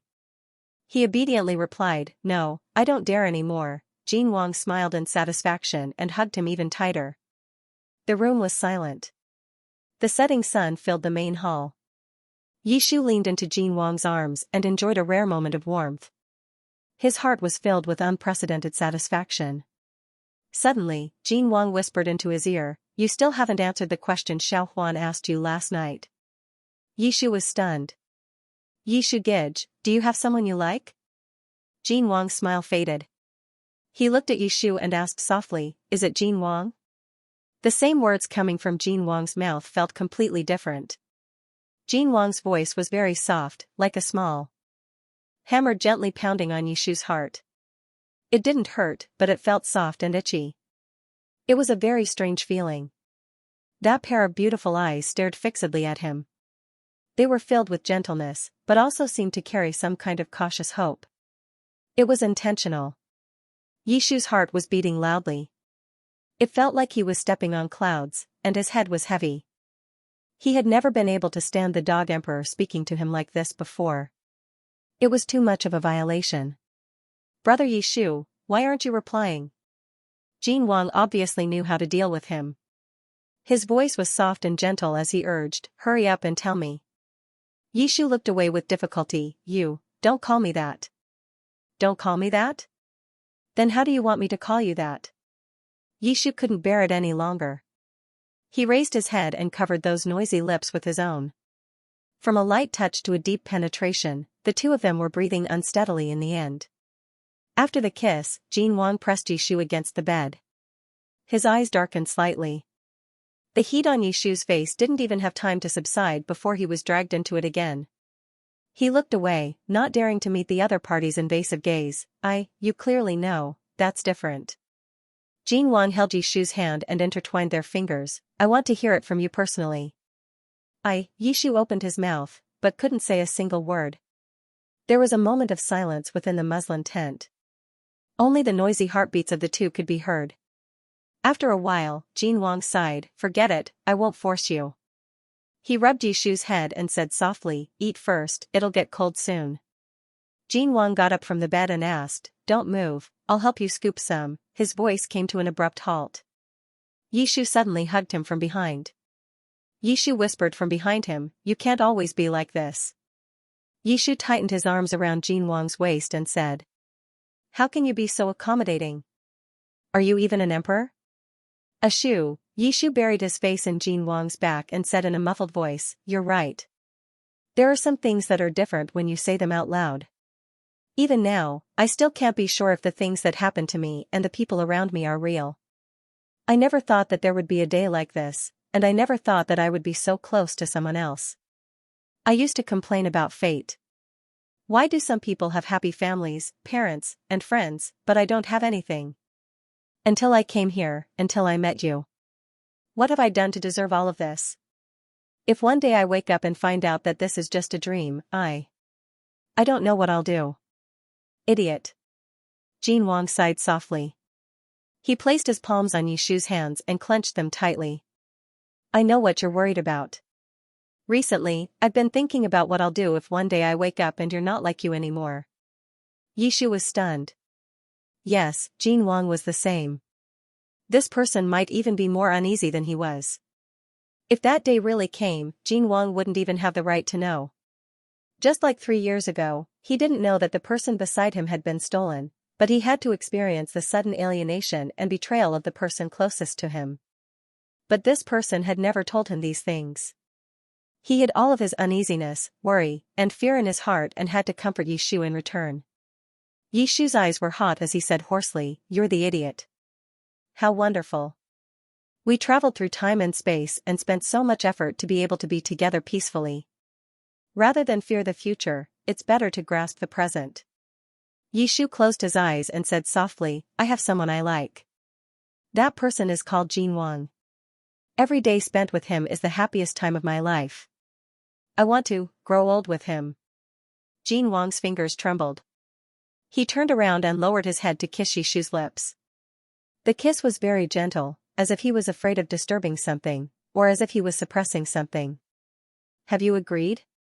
Jin Wang's eyes were slightly red and his voice was low and hoarse. "Grow old together." Yishu's eyes were also red. He smiled and kissed him. "I'm so afraid of death, I don't dare to deceive you." After that day, neither Yishu nor Jin Wang touched the dinner table. As soon as he finished speaking, he was enveloped by an overwhelming amount of Emperor Qianjuan's incense. In the end, he didn't even remember how he left the imperial study. Yishu sometimes felt that the dog emperor's brain was wired differently from other people's. If he was angry, he would solve it in bed. If he was jealous, he would solve it in bed.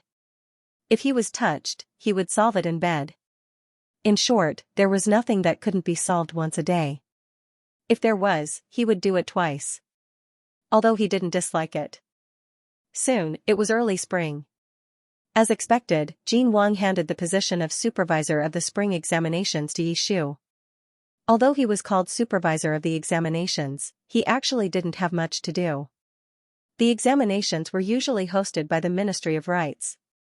The relevant matters were also handled by the Ministry of Rites and presented to Yishu for review. Fearing that he would be tired, Jin Wang would sometimes even take a look at the documents in his place.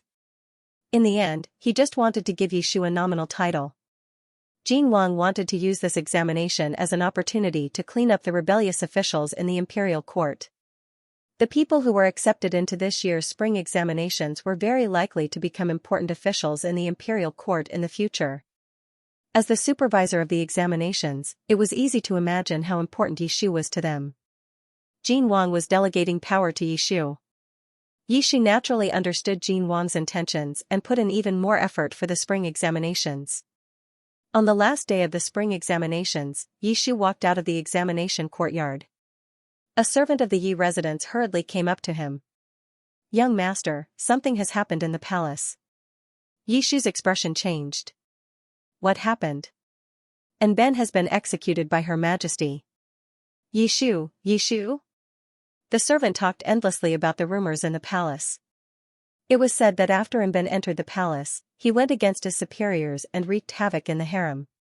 Recently, it was confirmed that he was a spy sent by West Xia and frequently passed information to West Xia with the intention of rebelling.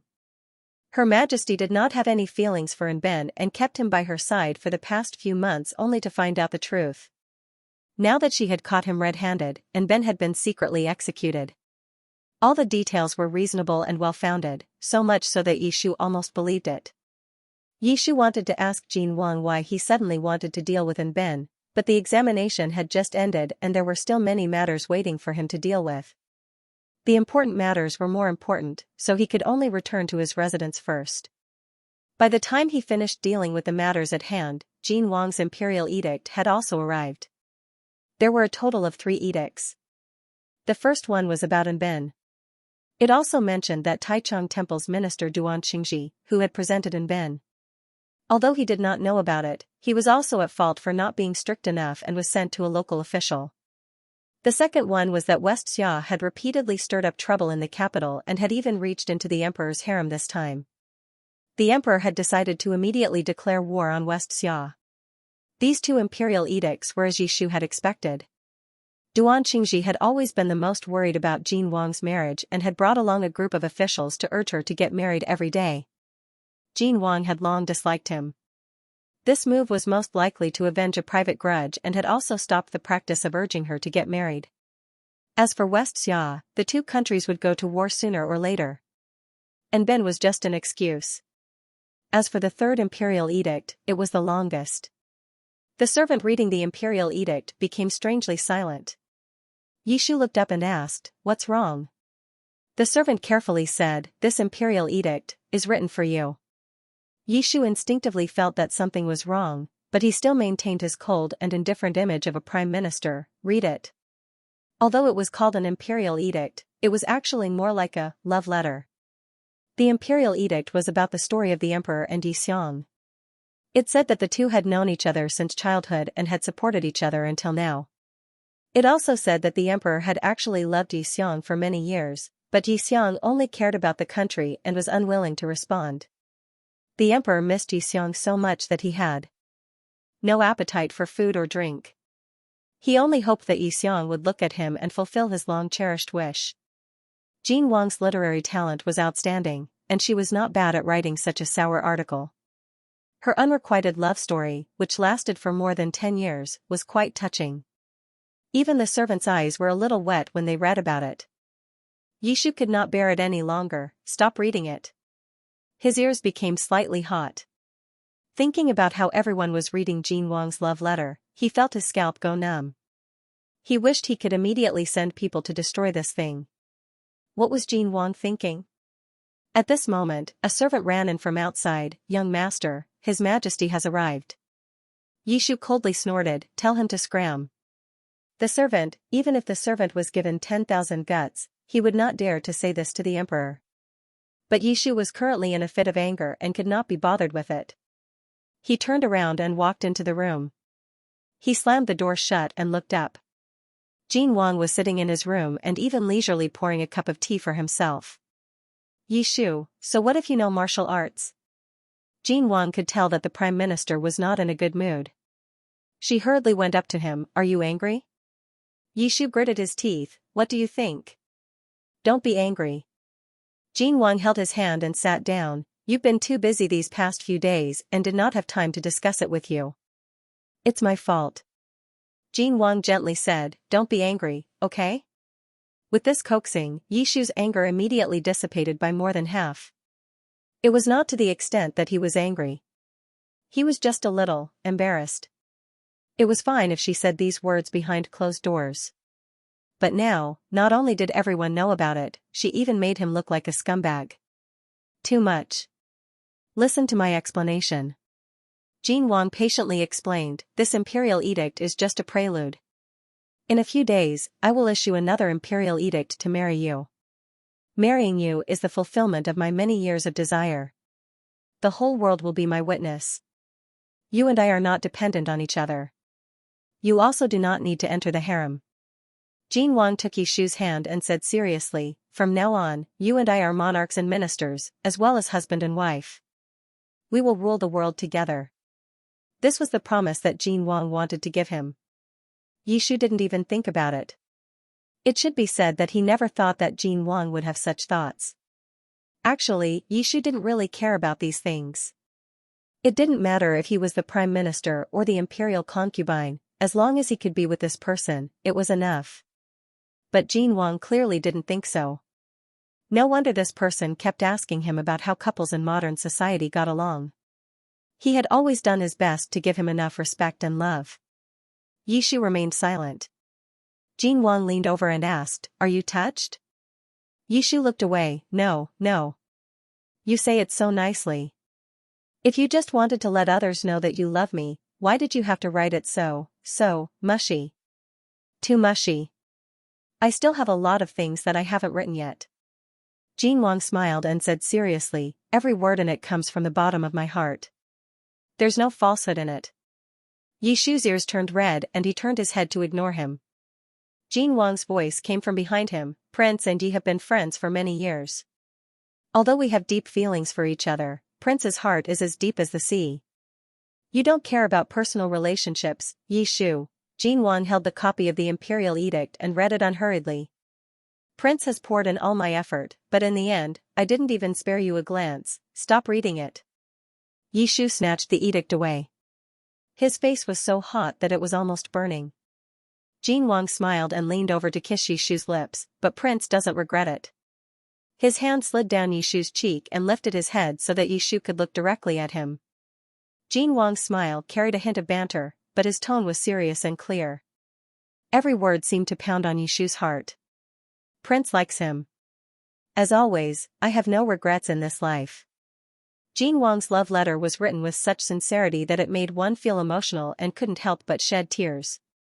It turned out that there was indeed love between His Majesty and Xianxia, but it was only one-sided love.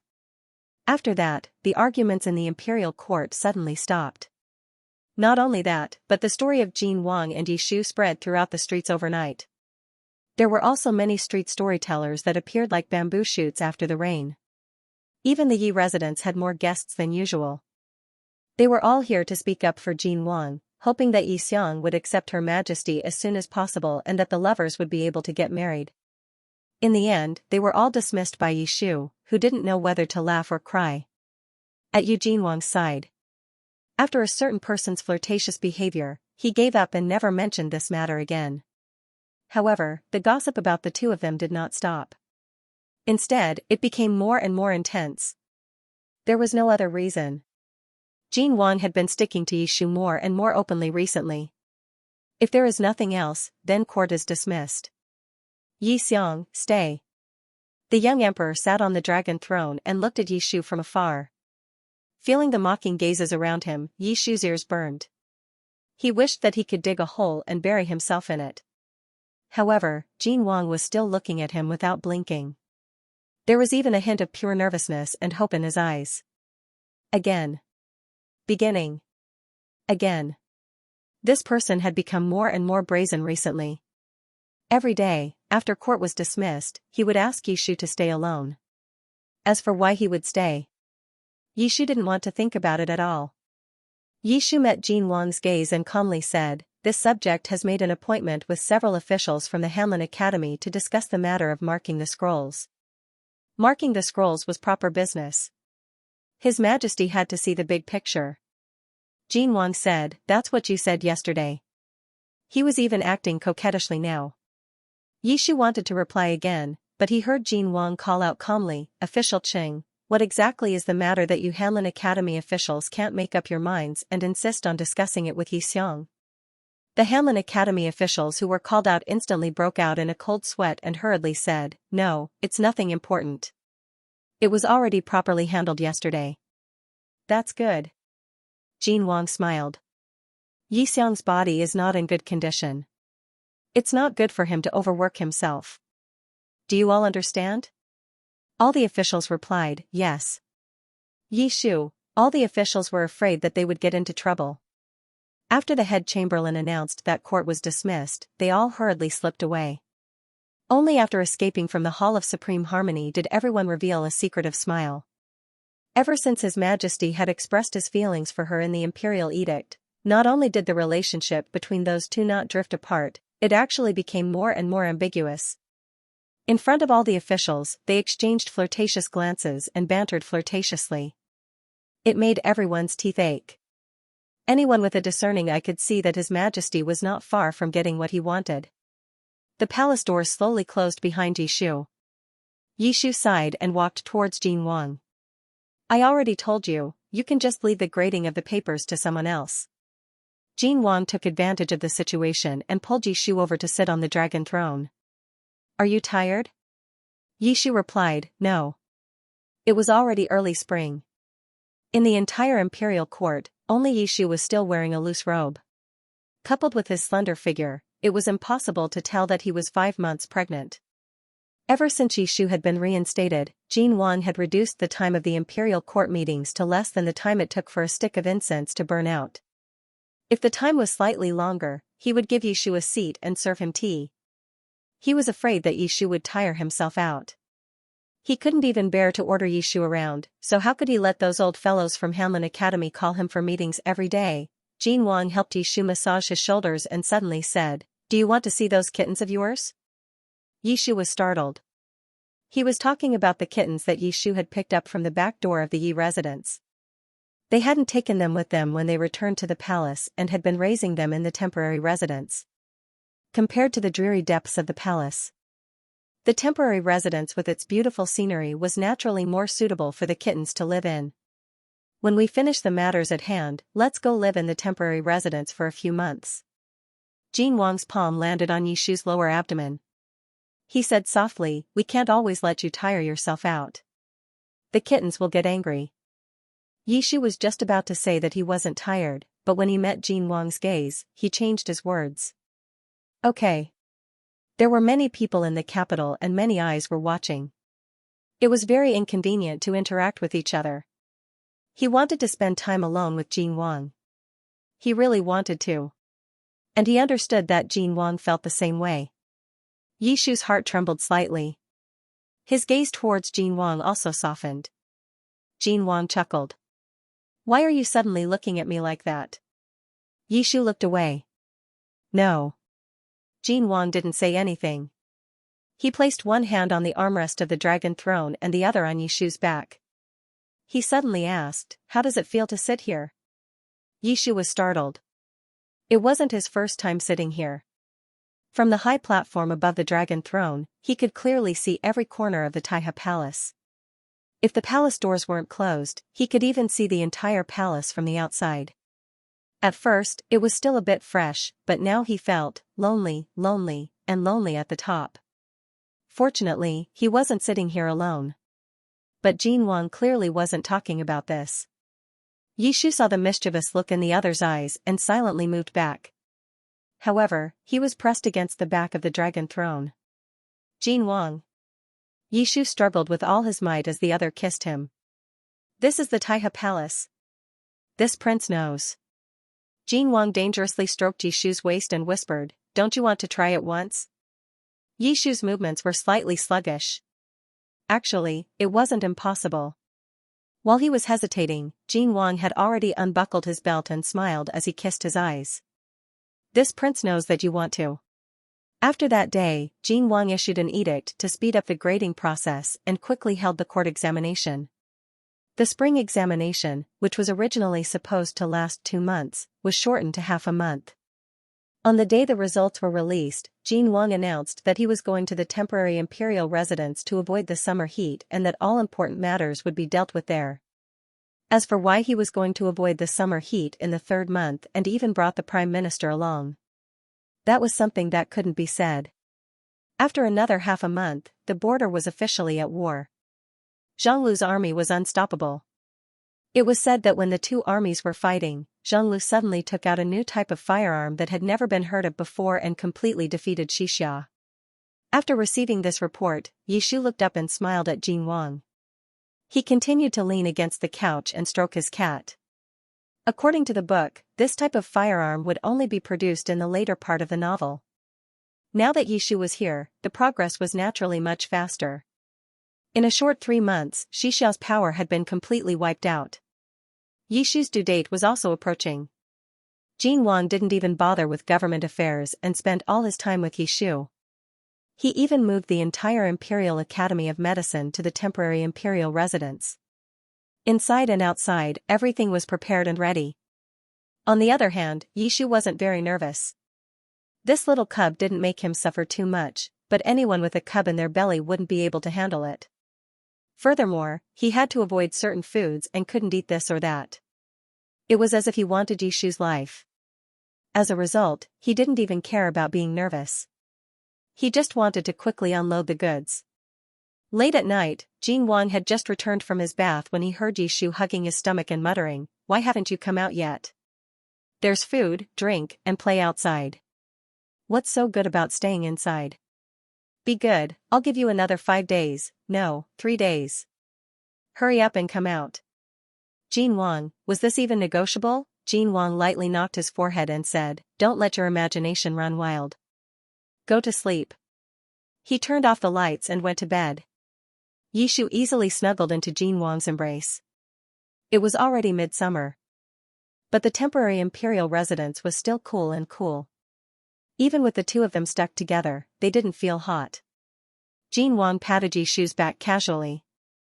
The latter was quiet for a while, then suddenly asked, "You still can't sleep?" For the past half a month, Jin Wang hadn't slept well for more than a few days. Yishu said, "Didn't the imperial physician say that Lord Kuan's physique is suitable for giving birth? The risk isn't great, and you won't suffer much."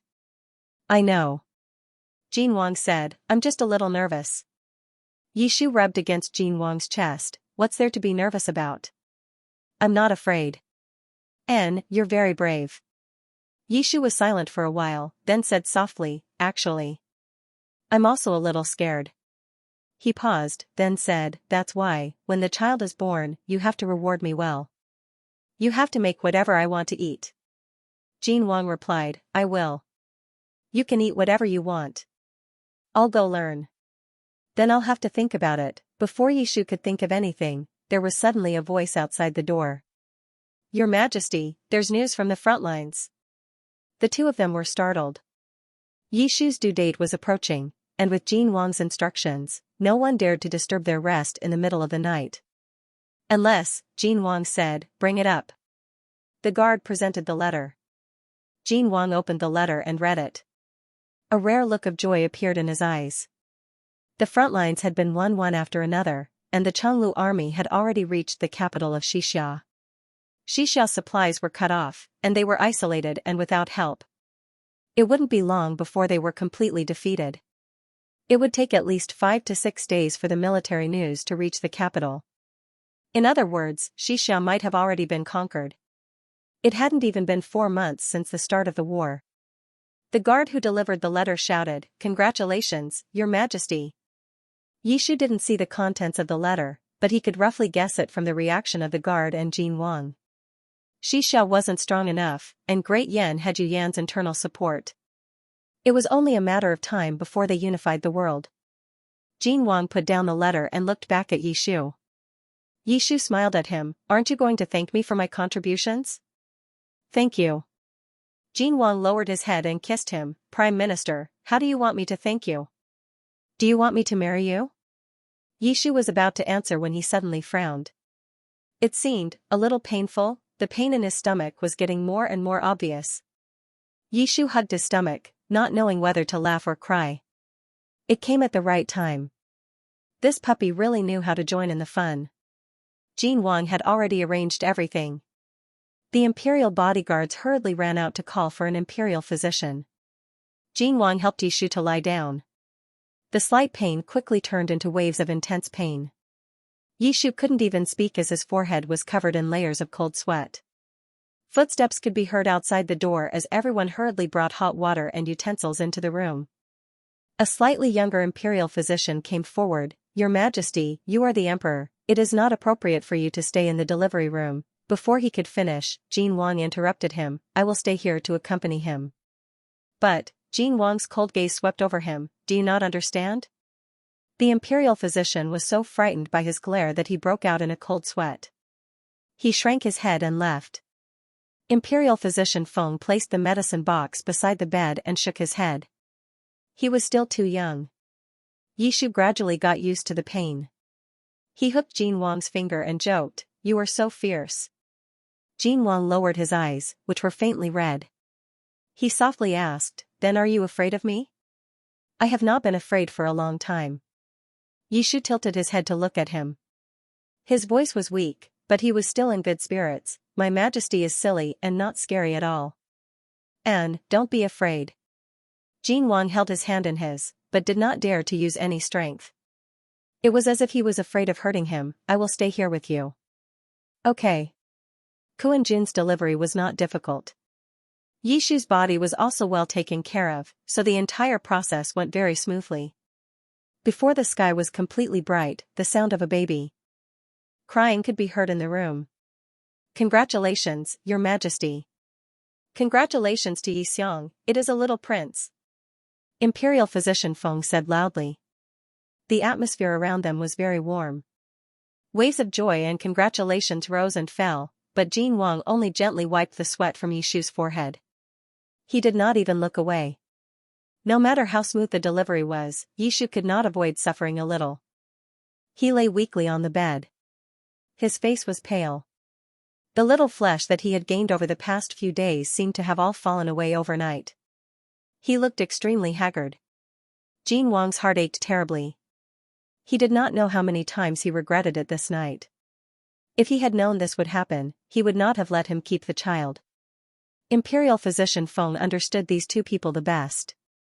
He quickly dismissed the servants in the delivery room and had someone carry the child away. Yishu fell asleep when the child was born.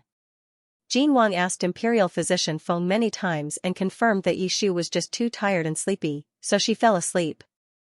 There was nothing serious. Yishu slept very soundly. When she woke up, it was almost afternoon. He opened his eyes and felt that he was lying in a warm embrace. Or do you want to sleep a little more? Jin Wang. He looked tired. It was obvious that he had not rested for a long time. The last time he saw him like this was when Yishu left without saying goodbye and was mistakenly sent back to the palace as a beauty. Yishu asked softly, "Are you tired?" "I'm not tired." Jin Wang smiled and said, "Eat something before you sleep?" Yishu replied, "Okay." Just as he finished speaking, there was a soft sound from his stomach. Jin Wang smiled and immediately ordered someone to bring food. He took the bowl of porridge from a palace maid and personally fed it to Yishu. The porridge was finely polished and some chicken soup was added to make it fragrant and delicious. Yishu drank a mouthful and looked up at him. "You didn't make it." It was so delicious. Just one taste and he knew it was made by the imperial chef. Jin Wang was silent for a moment, then said, "I wanted to make it. Imperial Physician Feng did not allow me to. He said that your body is still weak and told me not to keep tormenting you." Jin Wang put down the bowl of porridge. He did not look too happy. "Is my culinary skills that bad?" Yishu laughed. Jin Wang gave him a sidelong glance.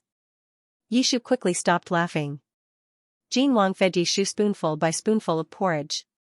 After he finished, he helped him wipe his lips and asked softly, "Do you still want to sleep?" Yishu shook his head. He had slept the whole day and was not sleepy at all. Jin Wang said, "Then shall I hug you and lie down for a while?" Yishu felt like he had forgotten something, but he could not recall it. He nodded, "Okay." Jin Wang was just about to lie down on the bed when footsteps came from outside the hall. It was Head Chamberlain Gao Jin. "Your Majesty." When Jin Wang saw him, he showed a hint of displeasure. "What is it now?" Gao Jin was silent for a moment. His Majesty had ordered that other than the imperial physicians, no one was allowed to disturb Xianxia's rest.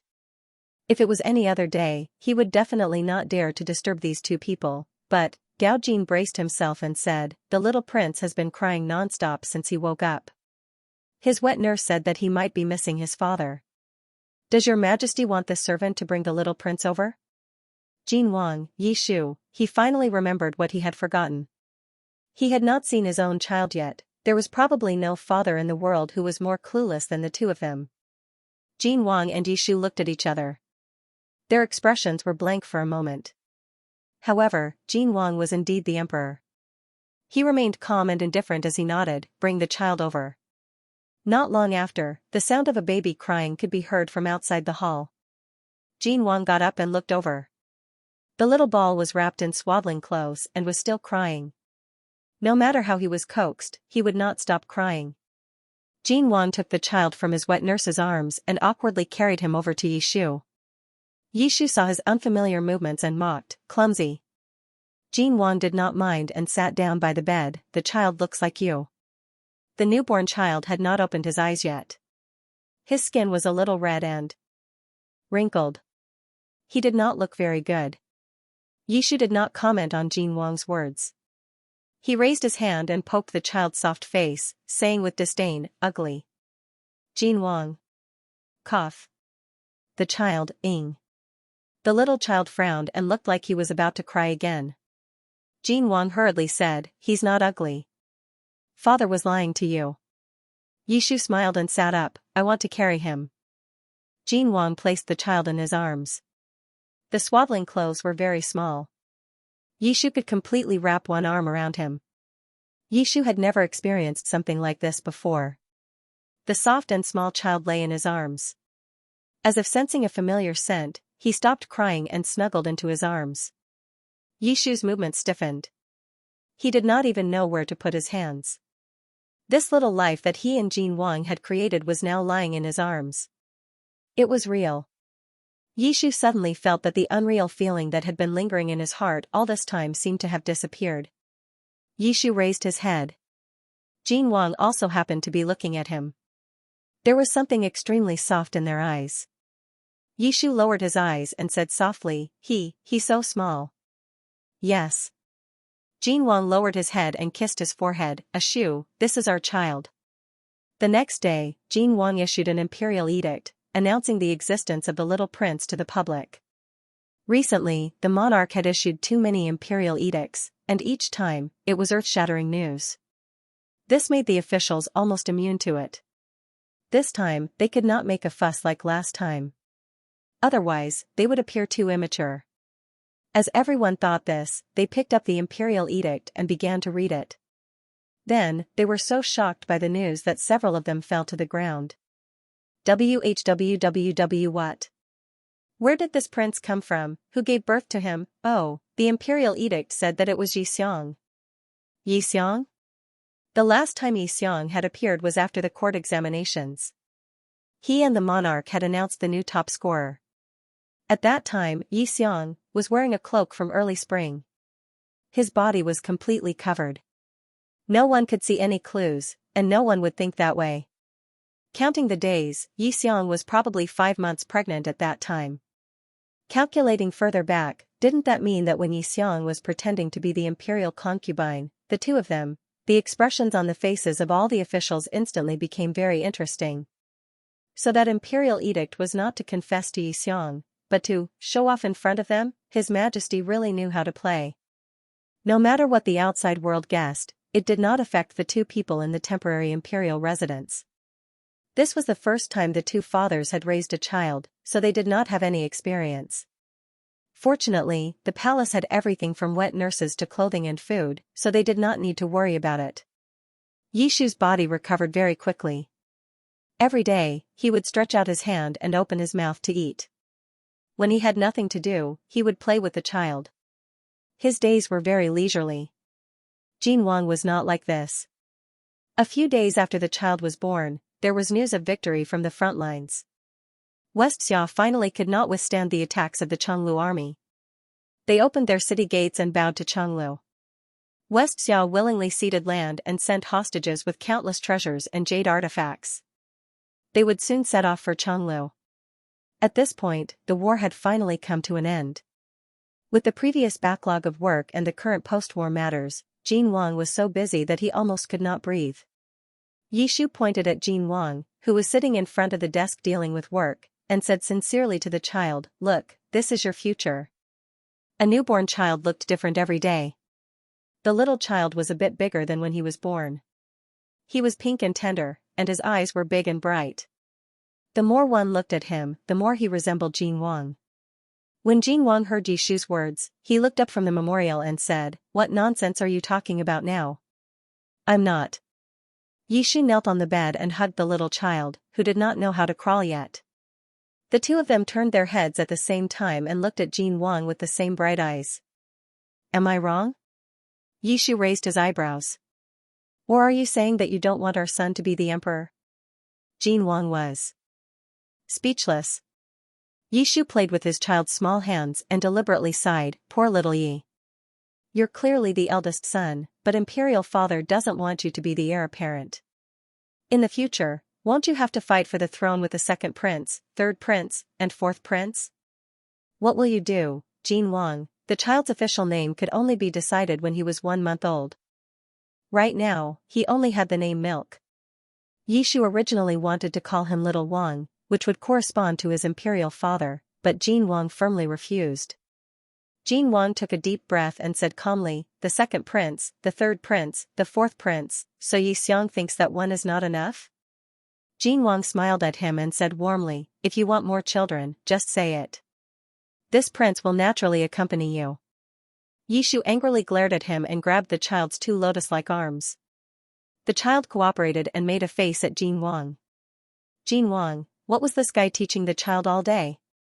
The two of them began to giggle. Jin Wang also couldn't help but laugh. These two had the same personality. It would be more accurate to say that they were copies of Yishu. After Jin Wang finished dealing with the matters at hand, he looked up and saw that the father and son had already fallen asleep on the bed. The 2 heads, one big and one small, were pressed together. It was quiet and cute. Jin Wang walked over to the bed. The child suddenly opened his eyes and whimpered. He reached out his chubby little hand towards Jin Wang. Jin Wang reached out and let the child grab his finger. The child laughed, but obediently stopped making any more noise. Jin Wang lay down on the bed and pulled the child and his father into his arms. Yishu was a light sleeper. He rubbed against Jin Wang's chest and asked, have you finished dealing with your affairs? Yishu was so sleepy that he couldn't even open his eyes. He said softly, you've worked hard. Jin Wang kissed his face. Sleep a little longer. Yishu grunted and didn't say anything else. The afternoon sun was bright but not strong. Jin Wang kissed the foreheads of the 2 in his arms. He closed his eyes and quickly fell asleep. When the little boy was 1 month old, Yishu's body had completely recovered. He was even a little fatter than before. Jin Wang wasn't in the capital, but he didn't miss the opportunity to show off his son. On the little prince's 1-month-old birthday, His Majesty ordered that there would be a 3-day banquet in the capital. The citizens would have their taxes reduced, and there would be a general amnesty to celebrate the grand occasion. As for the family of 3, they had a quiet 1-month banquet in the temporary imperial residence. I think this one is not bad. Wait, let's go with this one. Yishu's brows were tightly knitted. His gaze fell on the paper in front of him. His expression was so serious that it seemed like he was discussing something important. Jin Wang's expression was also somewhat serious. He raised his hand and pointed at the paper. How about this one? Yishu shook his head. No, let me think about it. Gao Jin, who had been quietly waiting with the baby in his arms for almost an hour, although giving the little prince a name was a very important matter, he didn't understand why it needed to take so long to think about it. Gao Jin restrained himself and finally reminded in a small voice, Your Majesty, dinner is all ready. The 2 of them turned their heads at the same time. Don't make a fuss. Gao Jin lowered his head innocently and looked at the little ball in his arms. The little boy narrowed his bright black eyes and yawned lazily. Yishu pointed at a name on the paper and said in a very serious tone, I understand what you mean. The meaning of this name is not bad, but I will never allow my son to be called Jinjiang. Don't ask me why. Jin Wang clearly wanted to argue with him, but when he saw Yishu's serious expression, he could only give up. Then which one do you think we should choose? Yishu, I'm asking you because I can't choose. From the way the 2 of them called the little dog that had been with them since childhood Wang, it was clear that they didn't have the slightest talent in naming. A full month had passed since the child was born, but the 2 of them still hadn't decided on a name. Jin Wang thought for a moment, then spread the paper filled with names on the table. He stood up and carried the sleepy child over. Let Yi choose for himself. Yishu. Yishu didn't know whether to laugh or cry. Other people's children are just picking the week, but your son is picking the name. You're being too perfunctory. Jin Wang faintly glanced at him. You can decide? Yishu said, there's nothing wrong with that. You can decide what you want to call yourself. Men need to learn to be responsible for their own actions. Cub, who was suddenly given a huge responsibility, Jin Wang sat down with little Zai in his arms. Little Zai stretched out his chubby hands towards the Yishu, wanting his father to carry him. Jin Wang stopped him and tapped the paper on the table with his knuckles. Pick one first. The little brat frowned in dissatisfaction and made a face at Jin Wang. This little brat had always been very clingy with Yishu. Yishu held back his laughter as he took little Yizi over.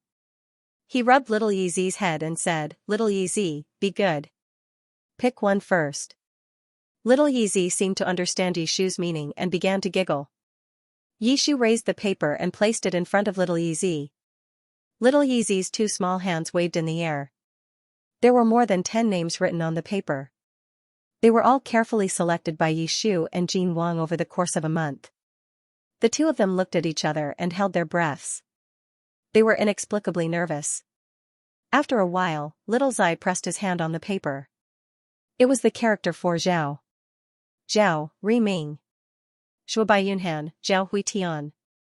Jin Wang said. Not a bad name. Yishu sighed in relief. Fortunately, it's not a name like forbidden, dedicated, or abstinence. Otherwise, little Yizi will secretly scold us when he grows up. As he spoke, he angrily glared at Jin Wang. It's all your fault. The surname Jin is too difficult to name. Jin was the surname of Chonglu. No one had ever dared to say such rebellious words. The surrounding eunuchs all sucked in a breath of cold air, but they saw that the king was not angry. He smiled and pulled the child into his arms. Jin Wang said, "I've said before that the child can also take your surname." How can that be? Yishu was focused on playing with little Zai in his arms. He didn't even raise his head. It's not polite. The people of Chenglu cared about etiquette the most. Jin Wang had already broken many rules for Yishu. He didn't want this person to always sacrifice himself for him. Moreover, it didn't matter whose surname the child took. He didn't care about this. As you wish. Jin Wang naturally understood his meaning and didn't insist. Jin Wang said, "Then it's settled. His surname will be Jin, and his name will be Zhao." As soon as His Majesty opened his mouth, someone beside him immediately recorded the name of the prince. Jin Wang folded the paper full of names and carefully placed it in a wooden box. Yishu asked, "Why are you still keeping this?" Jin Wang deliberately glanced at Yishu and leisurely said, "Who knows, it might be useful in the future." Yishu coughed awkwardly. What nonsense are you saying in front of the child?" Eat. Yishu's ears turned slightly red. He picked up little Yi and walked out, his steps somewhat hurried. Jin Wang chuckled. The child was already born, but he was still so easy to tease. He ordered the eunuchs to serve the meal and sat down at the table with Yishu. Yishu casually played with little Ye's little feet, but he was clearly distracted. Jin Wang tilted his head and looked at Yishu. Suddenly, he reached out and grabbed the back of Yishu's hand. The latter withdrew his hand as if he had been shocked. Jin Wang raised his eyebrows. "You won't let me touch?" No. Yishu's expression was a little unnatural as he lightly pursed his lips. During the late stages of pregnancy, they couldn't have intercourse. In addition to the month of rest after giving birth, they had already been abstinent for 3 to 4 months. It would have been better if he hadn't mentioned it, but now that he did. Yishu couldn't help but let his imagination run wild. His dependence on Jin Wang was like an instinct that had been carved into his bones. It was impossible to resist. Jin Wang didn't answer. He supported his chin with one hand and circled Yishu's back with the other, gently pulling him into his arms. He rubbed his palm against little Ye's fin. Close a few times. The scalding heat was transmitted to little Ye's skin without reservation. Little Ye's skin was so hot that it was almost burning. Yishu struggled. "Little Yi is here. I'm not going to do anything." Jin Wang deliberately smiled. "Or is it that Xiang wants me to do something?" Yishu, the servants served the dinner plate by plate. Jin Wang quietly leaned over to Yishu's ear and whispered, "Will I help you fix it tonight?" "Don't worry, I won't touch you. I'll just fix the front." Yishu's hands trembled and he almost dropped the dishes in his hands. When did this person become so shameless? He even dared to say such things? Yi Shu's ears turned red. The more Jin Wang looked at him, the more he liked him. He deliberately asked, "Do you want it or not?" "Don't you want it?" "Jin Wang, so do you want it or not?" "If you don't want it, then forget it." Yi Shu gritted his teeth and spat out a word with difficulty. "Yes." Jin Wang remained expressionless. "I can't hear you." "Dog." "Emperor." "Emperor," Yi Shu silently cursed in his heart and fiercely said, "Yes." Jin Wang couldn't hold it in and burst out laughing. Yi Shu glared at him in embarrassment. Jin Wang stroked the other party's head to comfort him. He exerted a little force in his palm and pulled Yi Shu closer. The two of them were getting closer and closer. Suddenly, the two of them stopped at the same time. The two of them looked down at the same time. The little brat in Yi Shu's arms looked up and stared at the two of them with a pair of bright eyes.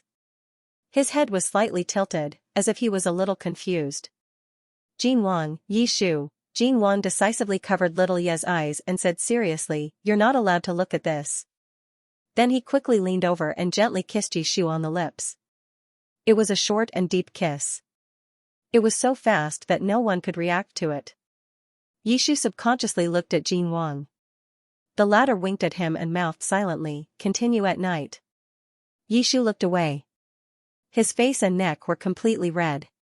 Dinner was laid out on the table. The two of them were about to start eating when a servant suddenly came to report that someone was outside the temporary imperial residence. The news that the monarch was in the temporary imperial residence wasn't a secret. However, there were very few people who could get close to this place. Yi Shu glanced at the token that the servant presented and ordered, "Let him in." This token was unique and he knew very well who had it. It was Great Yan's second prince, Yu Yan. Yi Shu ground his teeth and sneered, "I was just worrying about how to take revenge. Who would have thought that he would come knocking on my door?" Yu Yan, who was about to enter the room, said, "Achoo." Yu Yan had changed into a commoner's disguise and had a jade flute at his waist. He looked like a handsome young master from a wealthy merchant. He walked into the main hall and bowed to the two of them, "Greetings, Your Majesty and Lord Yixiang." Yi Shu snorted and ignored him. Jin Wang didn't have any objections. On the contrary, he was somewhat grateful to this person. Thanks to the toys that Yu Yan had left behind before he left, Jin Wang had used that box of toys to research many things that he had never thought of before. This made the monarch and the prime minister's night life much more interesting. It could be said that this was a great contribution. Of course, he couldn't say this in front of Yi Shu. Jin Wang asked the servants to leave and asked, "Why is the second prince here?" "I came secretly and will leave in a while." Yu Yan's gaze landed on the little brat in Yi Shu's arms. He took out a small silver longevity lock and said, "Didn't I come specially to see my little nephew? I rushed over and didn't miss the full moon banquet." Yi Shu's expression softened when he heard this. He snorted and said, "Not only did you not miss the banquet, I think you're here to freeload. Then I'll accept your invitation." Yu Yan smiled and went to the table unceremoniously. He asked the servants to bring him a bowl and a pair of chopsticks. The meal was very lively. Yu Yan liked little Yezi very much and couldn't bear to put him down when he picked him up. First it was the longevity lock, then it was the jade thumb ring. As long as little Yezi looked at them, he would immediately take them off and give them to him. The resentment in Yi Shu's heart had completely dissipated with the end of the full moon banquet. It was already late at night. Jin Wang went to coax little Yezi to sleep while Yi Shu sent Yu Yan out. The second prince took a few steps and looked back in the direction of his bedroom. It was written all over his body that he didn't want to leave. Yi Shu snorted and said, "If you like having one so much, then go and have one yourself. Don't keep thinking about my son. I don't want to have one. It's better to have someone else do it for me." Yu Yan snorted and said sourly, "When this prince ascends the throne, I will naturally have many wives and concubines. I will have a bunch of children to play with every day." As he spoke, he put his arm around Yi Shu's shoulder and said, "How about it? Do you want to marry your little Yezi to our great Yan? We won't treat him badly. Get lost." Yi Shu pushed him away and scolded jokingly, "How could you not know that little Yezi is a Qianjun or a Kunjun? Why don't you marry your son over?" Yu Yan sighed and said, "Forget it. I just want to take revenge as soon as possible. As for marrying and having children, it's too early to talk about it. Yishu asked, but the guard beside you, you mean Yungue? I have nothing to do with him. Yu Yan suddenly looked like a cat whose tail had been stepped on. He was so shocked that he almost jumped up and said, don't talk nonsense. It won't be good if other people hear it. Yishu, could his guilty expression be any more obvious? However, Yishu had never been willing to pry into other people's private matters, so he didn't ask any more questions. The two of them walked to the entrance of the temporary imperial residence. Yu Yan's carriage was waiting outside. Just as they were about to get on the carriage, Yu Yan suddenly turned to look in Yishu's direction and said, I feel that Jin Wang will treat you very well. Yishu was startled and asked, why do you suddenly say that? How should I put it? You look very different from before. Yu Yan thought for a moment and didn't explain further. He just smiled and said, but it's definitely not a bad thing. Yishu understood the meaning behind his words and nodded. He does treat me very well. The summer night breeze blew gently. Yishu looked up at the sky and said softly, Anne. I also love him very much. Yu Yan. Keep showing off. Yishu smiled and said, hurry up and go. If there's anything, write to me. Take care. Yu Yan, take care. After watching Yu Yan leave, Yishu turned around and walked into the temporary imperial residence. Suddenly, he stopped in his tracks. Jin Wang was standing under a tree not too far away. He looked at Yishu from afar with a smile in his eyes. Yishu walked over. Jin Wang said, I didn't follow you on purpose this time. You guys chatted for too long. I just came to look for someone. Yishu blinked. I guessed it. Jin Wang added, little Yezi has already been coaxed to sleep. He didn't cry or make a fuss tonight. He's been very obedient. Yishu, N. After coaxing the little one, it's time to coax the big one. Jin Wang turned around and bent down slightly. Get on. I'll carry you back. The moon was bright and the stars were sparse. Jin Wang carried Yishu slowly towards the sleeping quarters. Suddenly, he said, I admit that I overheard something just now. Yishu tilted his head and looked at him. The moonlight cast a deep shadow on Jin Wang's side profile. What did you hear? I won't say it. If I say it, the meaning will be different. Jin Wang paused and said softly, I want to hear it from him personally. Yishu smiled and buried his head in Jin Wang's shoulder. Then I can only guess. Did I say, Jin Wang treats me very well? I'm very happy right now. I also love him very much. From the past until now, no matter how my memories change, I will always love him and only him. Yishu kissed Jin Wang's cheek and said softly. I really love him very, very much. In the blink of an eye, it was autumn and the weather was cold. The king finally brought his wife and son, the prime minister and the little prince back to the capital. The two of them still acted like virtuous monarchs in front of the officials. They went to court when it was time and dealt with government affairs when it was time. If there was a disagreement, they would argue in front of the officials as usual. However, this time, it seemed like they were flirting. Of course, there were still differences. 4. Example, in the past, Xianxia would return home to rest after court or dealing with government affairs. However, now, he didn't return home at night and was in the palace when asked. Xianxia had returned to the capital for half a month, but no one in the Yi residence had seen his son. The servants of the Yi residence shook their heads and sighed. They gradually accepted their fate. After a few months, the post-war matters with Xianxia were completely dealt with. However, there was still a blunder when dealing with them. The situation was like this. Chonglu and Xianxia were very far apart. If it wasn't for the urgent situation, it would take at least 1.5 months for a normal merchant team to reach Xianxia from the capital. This was the speed at which news spread. Thus, when Xianxia's city fell and the king decided to send hostages to Chonglu, the news from Xianxia was still that the king of Chonglu couldn't get his prime minister. Wasn't it just emotional emptiness?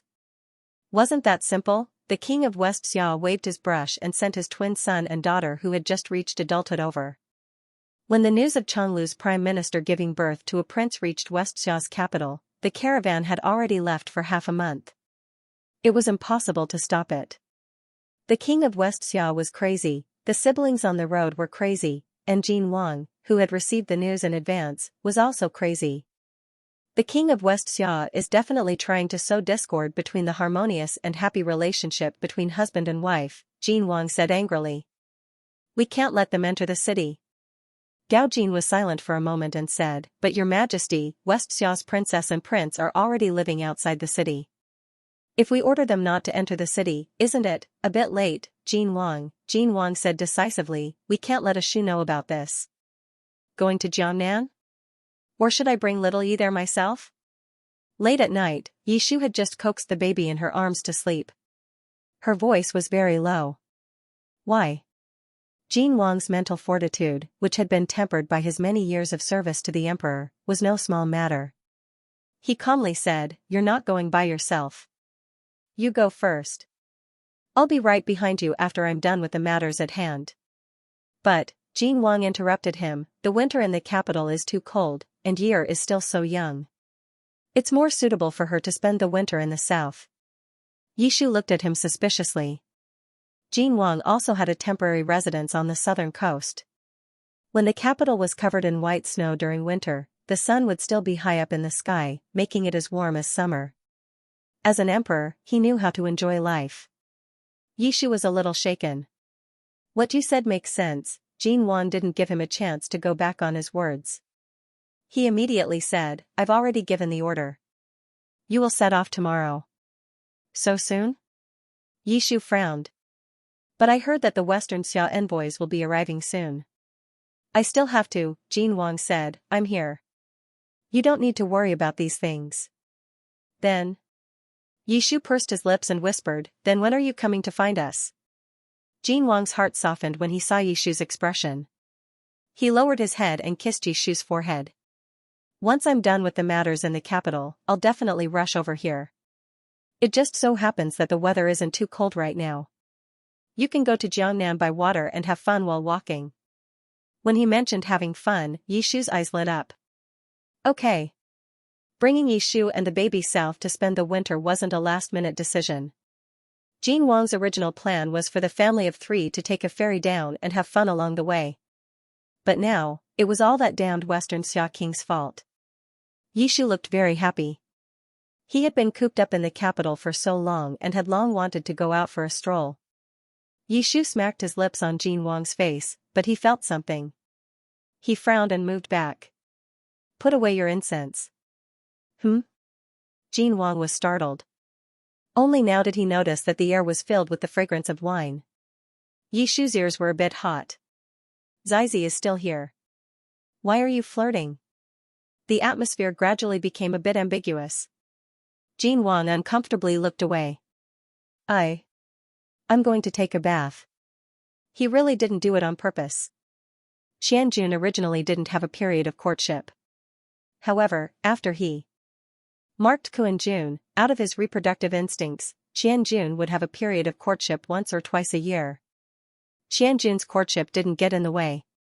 It was just that he couldn't help but release his incense in front of Kuan-jun, who he had marked, in an attempt to seduce the other party into entering his period of lust. If they often had intercourse, it could be controlled. However, recently, the baby had become more and more clingy. Every night, Yi Shu had to coax him to sleep. They hadn't had a chance in a long time. Jin Wang washed his face with water and sighed heavily. The next morning, Yi Shu left the capital with Qianjun. In the afternoon, the city gates opened wide to welcome the victorious return of the army. It was also to welcome the Xixia envoys into the capital. Commander-in-Chief Sui Yu rode his horse at the very front. Following beside him was Xiao Huan. After a few months, Xiao Huan's eyebrows had matured a bit. His temperament had also settled down a lot. He was riding a black horse, black clouds treading on snow. He looked very valiant. No wonder he was the young general of Xiixia. Jin Wang personally went forward to welcome him. However, Xiao Huan's gaze swept behind Jin Wang. He said unhappily, Where's my older brother Yi Shu? Huan, don't be disrespectful to His Majesty, Sui Yu shouted. Xiao Huan opened his mouth and muttered, yes, before returning to his original position. Jin Wang looked at Zui Yu in surprise. General Zui Yu was a few years older than Jin Wang. However, he was younger than Xiao Huan when he first entered the battlefield. He became famous after that battle. When Jin Wang had appointed Xiao Huan as Zui Yu's deputy, he had indeed intended for Zui Yu to teach him. The effect was unexpectedly good. The Xixia envoys followed closely behind the army and entered the city. Although Xixia was a defeated country, Changlu had always paid attention to etiquette and did not make things difficult for them along the way. However, this did not mean that the two hostages could relax. On the contrary, they were almost scared to death. Jin Wang's reputation was not good outside, and it was even worse in Xixia. In the eyes of the Xixia people, this foreign monarch was no different from a scourge or a ferocious beast. They said that he was cruel and ruthless, loved to kill, loved to eat raw meat, and looked like a Rakshasa. In short, each rumor was scarier than the last. The Xixia princess and prince had heard countless rumors along the way. When they were helped off the carriage, they were so nervous that they almost fainted. The brother and sister did not dare to raise their heads. They were guided along the way, and when they saw the black robe in front of them, they trembled and knelt down. Jin Wang, am I that scary? Rise, all of you. Jin Wang's expression was calm, but his heart was filled with anxiety. All he wanted to do was to quickly send her back so that he could find his prime minister and son. The siblings were a little too nervous. They supported each other to stand up. When the princess of West Xia stood up, her legs gave way and she fell forward. Jin Wang instinctively helped her up. Her fear reached its peak the moment Jin Wang touched her. The princess of West Xia screamed and fainted, falling into Jin Wang's arms. The city gate was noisy, but Jin Wang keenly heard the sound of the carriage wheels. He looked in the direction of the voice and saw a carriage arriving in front of the city gate tower. The curtain of the carriage was lifted. Yishu was holding his baby. Two pairs of eyes were the same, quietly watching him. And Jin Wang was still holding the fainted princess of West Xia. Jin Wang, I didn't do anything. Yangxin Palace Hall. Yishu held his baby with one hand and took a sip of tea with the other. He slowly opened his eyes. The monarch of Changlu, who was rumored to be a fiend and a demon in the mortal realm, stood in front of him with his head lowered in guilt. No wonder your majesty wanted this subject to bring little Yi to Jiangnan. So it was to send this subject away to see the two beauties from West Xia. Yishu sneered. Jin Wang, I didn't, then what? Jin Wang opened his mouth, but didn't know how to explain. He said, I was just afraid that you would be angry. Yishu, I am very angry right now. Jin Wang took a step forward and squatted down. He whispered, then what can I do to make you not angry? Yishu couldn't stand this person speaking like this. His expression immediately softened and he looked away. It's useless to act spoiled. I'll tell you, the strong fragrance of wine filled the air. Yishu's expression froze and his breathing became heavier. This fragrance was even stronger than the one he smelled earlier. Yishu's ears quickly turned red. He said angrily, you can't win against me, so you seduced me? I didn't, get out. Ashu, get out.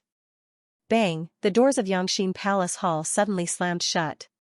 A group of eunuchs squeezed in the distant corridor and lowered their heads like quails. No one dared to look in that direction. When Yixiang got angry, he was as scary as His Majesty. Everyone shrunk their necks and silently decided that they would be more careful when serving Yixiang in the future. They couldn't be careless. Jin Wang also felt very helpless right now. This was the first time His Majesty had been locked out of his chambers. He wasn't angry at all, but rather regretful. He had originally wanted to avoid unnecessary trouble, but who would have thought that he would end up angering the other party instead? If he had known earlier, he wouldn't have lied to him. He waited in front of the door for a while. When he saw that there was no movement from inside, he walked around to the window and whispered, Ashu, I was wrong. There was no response. After a while, Yishu's muffled voice came from inside the room. What was wrong? Jin Wang said truthfully, I only found out yesterday that the king of Western Xia had sent these two people to the capital. If I had known earlier, I definitely wouldn't have agreed to let him do this. Yishu, it's not about that. Ah? I'm not angry about that. Yishu's voice came through the window. It was as if his voice was covered by a veil and was somewhat hoarse. I'm angry that you don't trust me. I know what you're worried about. You're worried that the king of Western Xia has other plans. You're worried that the two Western Xia royalty who came will drive a wedge between you and me. You're also worried that I will be hurt because of this. Yishu said, do I really need your protection that much? Jin Wang, I like you, so no matter what happens, I want to face it with you. You shouldn't have pushed me away. Jin Wang was silent for a long time. After a while, he softly said, I'm sorry. This time, I acted on my own initiative. It's my fault. Jin Wang pressed his palm against the window. His voice was soft and sincere. I apologize to you. After a while, the door to the hall was opened. Yishu walked out with the sleeping little Yi in his arms. He didn't even look at Jin Wang as he called for the wet nurse to take the baby away.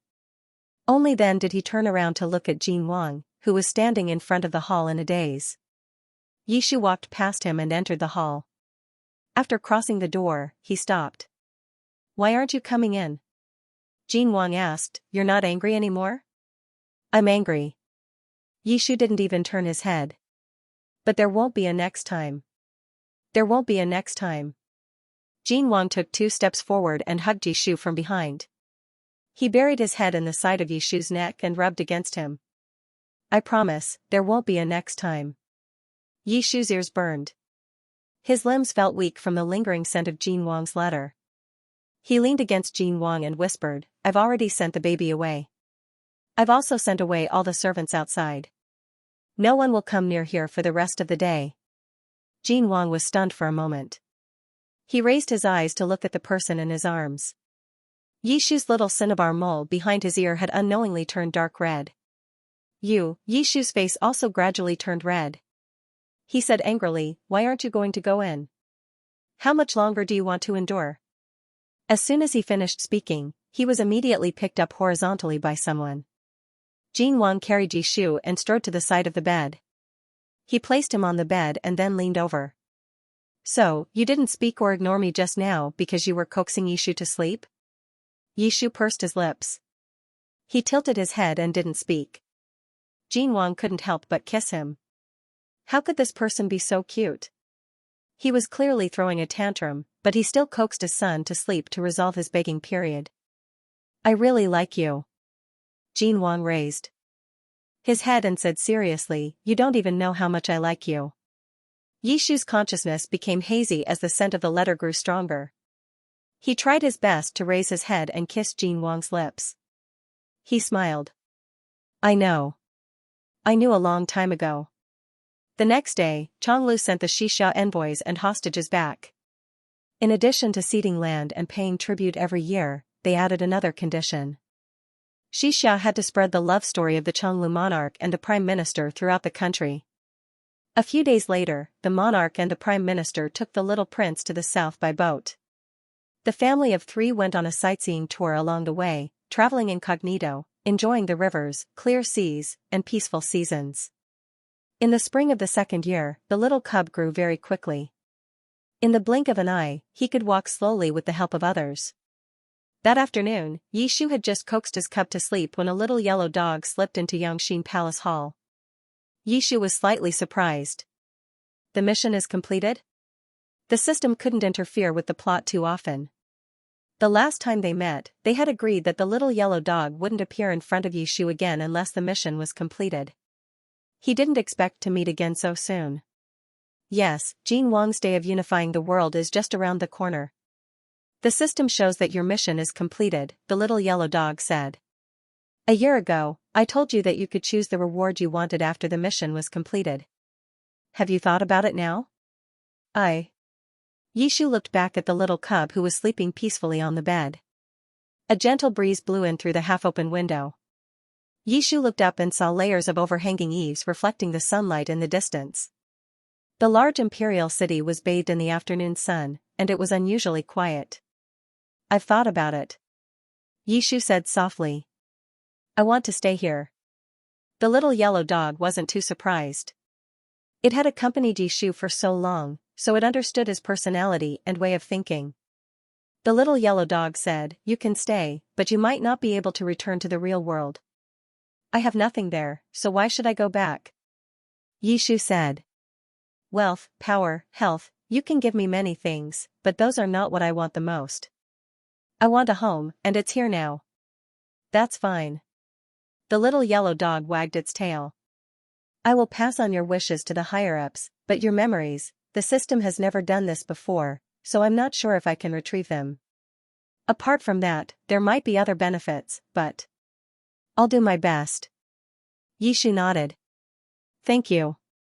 A faint light flashed across the little yellow dog's body. After the light dissipated, the little yellow dog blinked and looked around blankly, finally landing on Yishu. "Woof woof." The little yellow dog rushed forward and wagged its tail, wanting to pounce on Yishu. Yishu hurriedly caught it. "You are a Wang?" "A Wang, woof woof woof." "Shoo, all right." Yishu rubbed a Wang's head and whispered, "I know you're back, so I'm happy. Don't disturb little Yi." "Woof?" Little A Wang lay in Yishu's arms and looked suspiciously at the cub on the bed. It didn't seem to understand when this little thing had appeared by its master's side. Yishu carried a Wang out of the bedroom, only to see Jean Wang standing under the peach tree in front of the courtyard.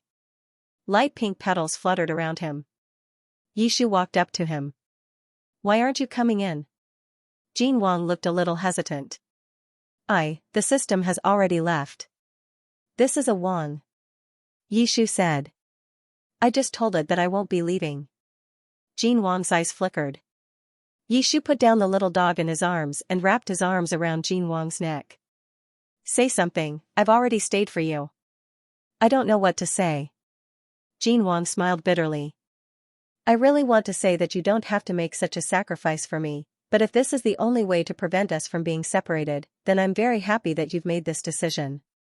You always say that I've sacrificed for you, but that's nothing compared to your sacrifice." "I'm willing." Yishu blinked and interrupted him.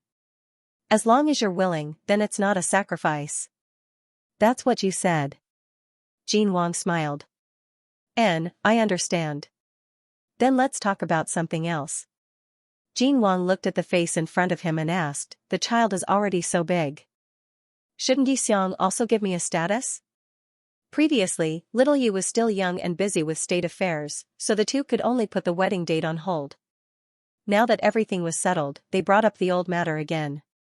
The two looked at each other for a long time. Yishu smiled. "I couldn't ask for more."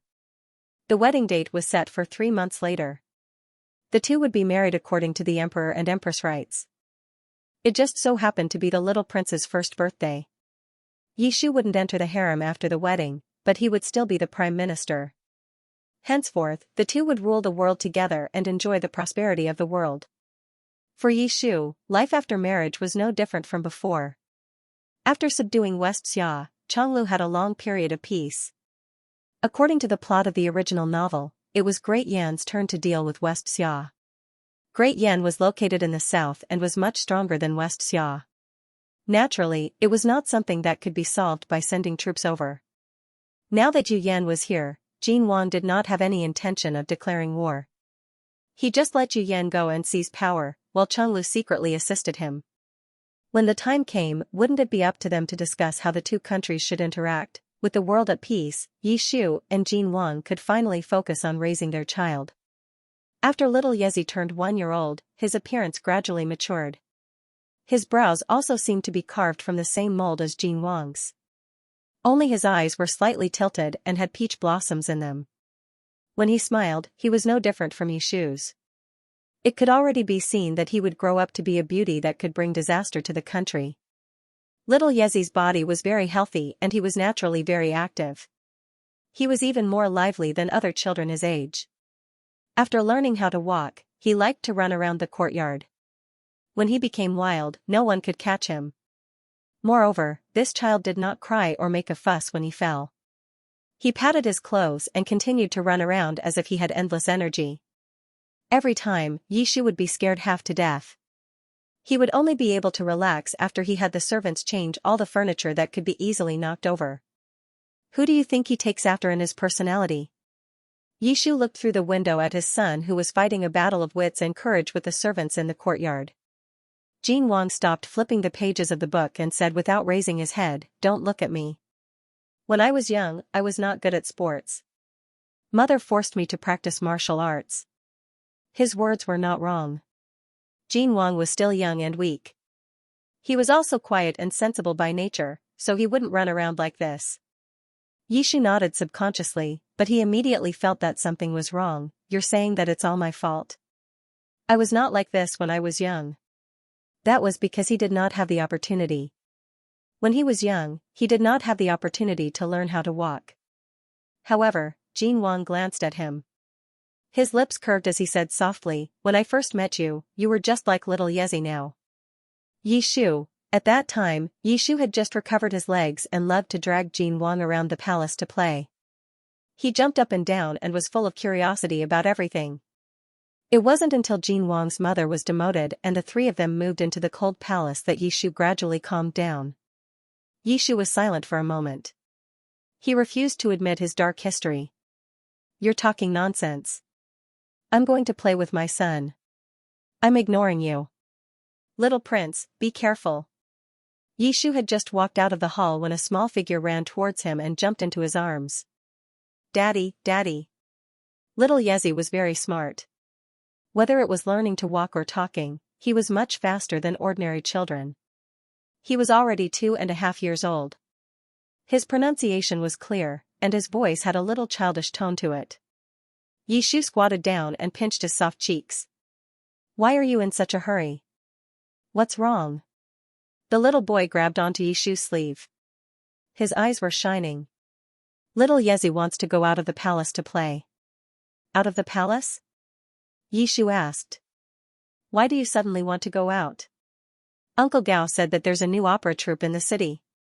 Yishu's eyes lit up slightly. They really hadn't gone out of the palace to play for a long time. The power struggle in Great Yan was getting more and more intense. It was inevitable that Zhonglu would add fuel to the fire. Therefore, since autumn, Jin Wang and Yishu had gradually become busy. It was fine if they didn't mention it. Now that they did, Yishu also wanted to go out for a stroll. He turned his head and looked into the hall. Jin Wang was still sitting at the table dealing with work. Before Yishu came out, he took a look. It would take at least 2 to 4 hours to finish. Jin Wang had become more diligent after marriage. If he didn't finish his work, he definitely wouldn't agree to go out to play. But if he waited for another 2 to 4 hours, the sky would be dark. Yishu pursed his lips and looked back. He just happened to meet little Yezi's bright eyes. The father and son saw the same desire and hesitation in each other's eyes. They didn't dare to mention it. They were scared. Yishu was helpless. His son was lively and outgoing. He was also cute. Whether it was the eunuchs or the ministers, everyone would praise him when they saw him. But only, when he was facing his father, he was scared into a ball. Little Yezi timidly pulled Yishu's sleeve. "Father, you should go and ask father." He didn't know who he took after in this timid manner. "No, I was the one who asked when we went to the lake in the suburbs," Yishu said confidently. "We agreed that we would each ask once." "You can't go back on your word." Little Yezi's small face wrinkled. Yishu said earnestly, "Father told you before that you have to fight for what you want. Good boy, father treats you so well. What's there to be scared of?" Little Yezi imitated his tone and said seriously, "But father also treats you very well. Aren't you scared too?" Yishu opened his mouth. After a while, he whispered, "It's different for me." Little Yezi curiously tilted his head. "How is it different?" Yishu's expression was a bit complicated. Last time, he took Jin Wang to the lake. They had so much fun that they refused to go back to the palace. Because of this, Jin Wang had accumulated more than 30 memorials. In the end, he was forced to sit on the dragon chair in the imperial study by the dog emperor. He had to sit there and read through the memorials. It took him an entire night to finish. Yishu shivered. He didn't explain and said with a serious face, in short, we'll each ask once. We agreed. Okay. Little Yezi said sensibly. Then I'll go and find father. Why are you looking for me? Jin Wang's voice suddenly sounded behind the two of them. The big and small duo outside the hall trembled and turned their heads around. Yishu wasn't much taller than his son when he squatted down. He looked up at Jin Wang with the same innocent expression in his eyes. What kind of evil idea are you discussing now? His appearance was so cute that it made people's hearts melt. Jin Wang's eyes moved slightly and he deliberately asked with a serious face. Yishu secretly poked his son next to him. Little Yezi looked at Yishu. Seeing his father's encouraging gaze, he boldly walked forward and took Jin Wang's hand. He said in a soft and cute voice, Father, Yi wants to go out and play. Jin Wang asked, Where do you want to go? The Imperial Garden? No. Jin Wang wasn't strict with his son. On the contrary, because his son's temperament was too similar to Yishu's, he was somewhat indulgent. Perhaps it was because he had been the ruler for so many years that his majesty couldn't be shaken off. This made the child instinctively afraid. Little Yezi blinked his bright eyes and gathered his courage. I want to go out and play. Jin Wang saw the expression on the two people's faces and expected it, so he wasn't surprised.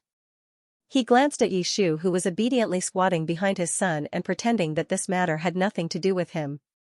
He leisurely said, If you want to go out, then let your father take you.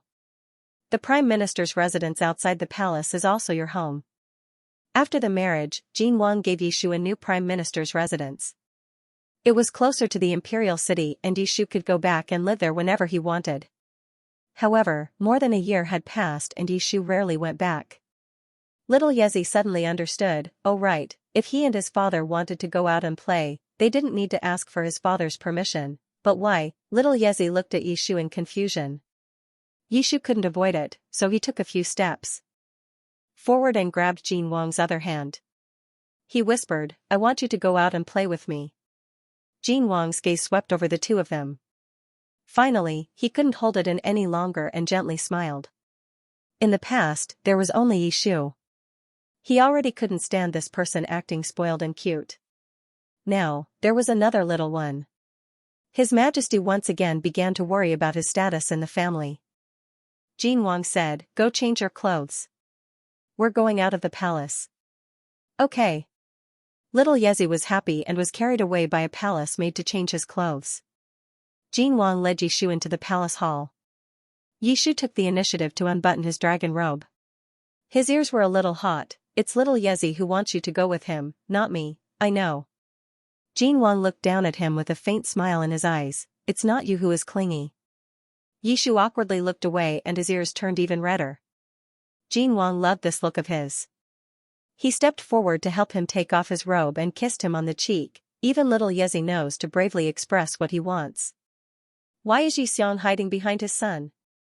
Wasn't it because a certain emperor was always being unreasonable? Jin Wang smiled but didn't say anything. The two of them quickly changed into civilian clothes and left the palace with little Yezi. The family of three went to the theater to listen to a new play. Then, they went to the best restaurant in the city for dinner. As soon as they entered the restaurant, a figure came out of the restaurant to greet them. Master, Your Majesty. Jin Wang looked up at him. The person immediately changed his address. Young master. Yishu didn't mind. The child in his arms excitedly shouted, Uncle Chang Yuan. Chang Yuan patted little Yezi's head. Good evening, little master. Chang Yuan wasn't good at business, but he was cautious and serious in his work and had Yishu's help in the dark. Ever since he took over Yishu's business, it took him less than 3 years to become the largest merchant in the capital. Jin Wang turned a blind eye to this and never asked where the money went. All of it went to Yishu's little treasury. The restaurant they went to was also one of the Yi family's businesses. Chang Yuan led the three of them to the best seats in the restaurant. Little Yezi clung to Chang Yuan and refused to let go. I want to fly high, I want to go to the roof. Yishu, once, little Yezi was carried by Chang Yuan using Qinggong. From then on, he clung to Chang Yuan. Every time they met, he would carry him and fly. Chang Yuan got the permission of his two fathers, picked up little Yezi, and jumped out of the window. Yishu naturally didn't have to worry about Chang Yuan's skills. As he watched him jump over the roof, Yishu looked away and saw that Jin Wang's expression wasn't very good. Yishu teased, "Are you jealous? You can obviously fly with your son, but our emperor can't put down his pride." He cleared his throat and imitated Jin Wang's tone, "Flying over roofs and vaulting over walls, what a scandal." Jin Wang glanced at him. Yishu quickly shut his mouth. Jin Wang lifted the teacup in front of him and took a sip. "I'm just worried that Yi-er will really fall in love with martial arts and change his mind." Jin Wang's older brother was like this.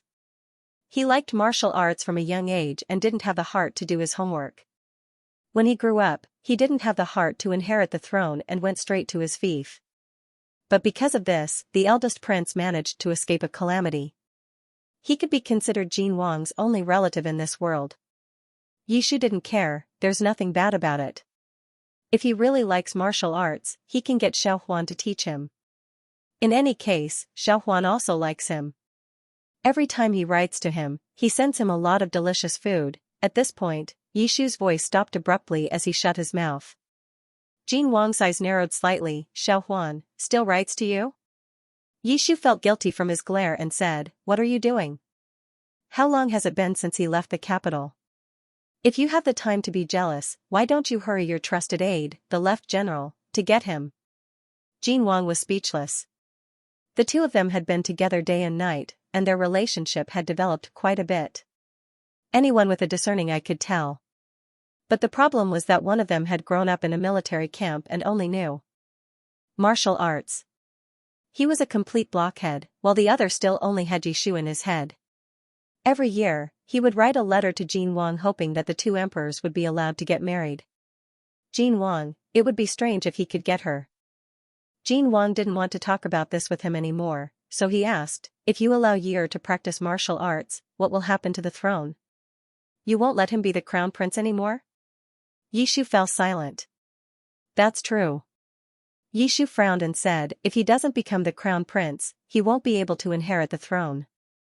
You can't abdicate earlier and go out to play with me.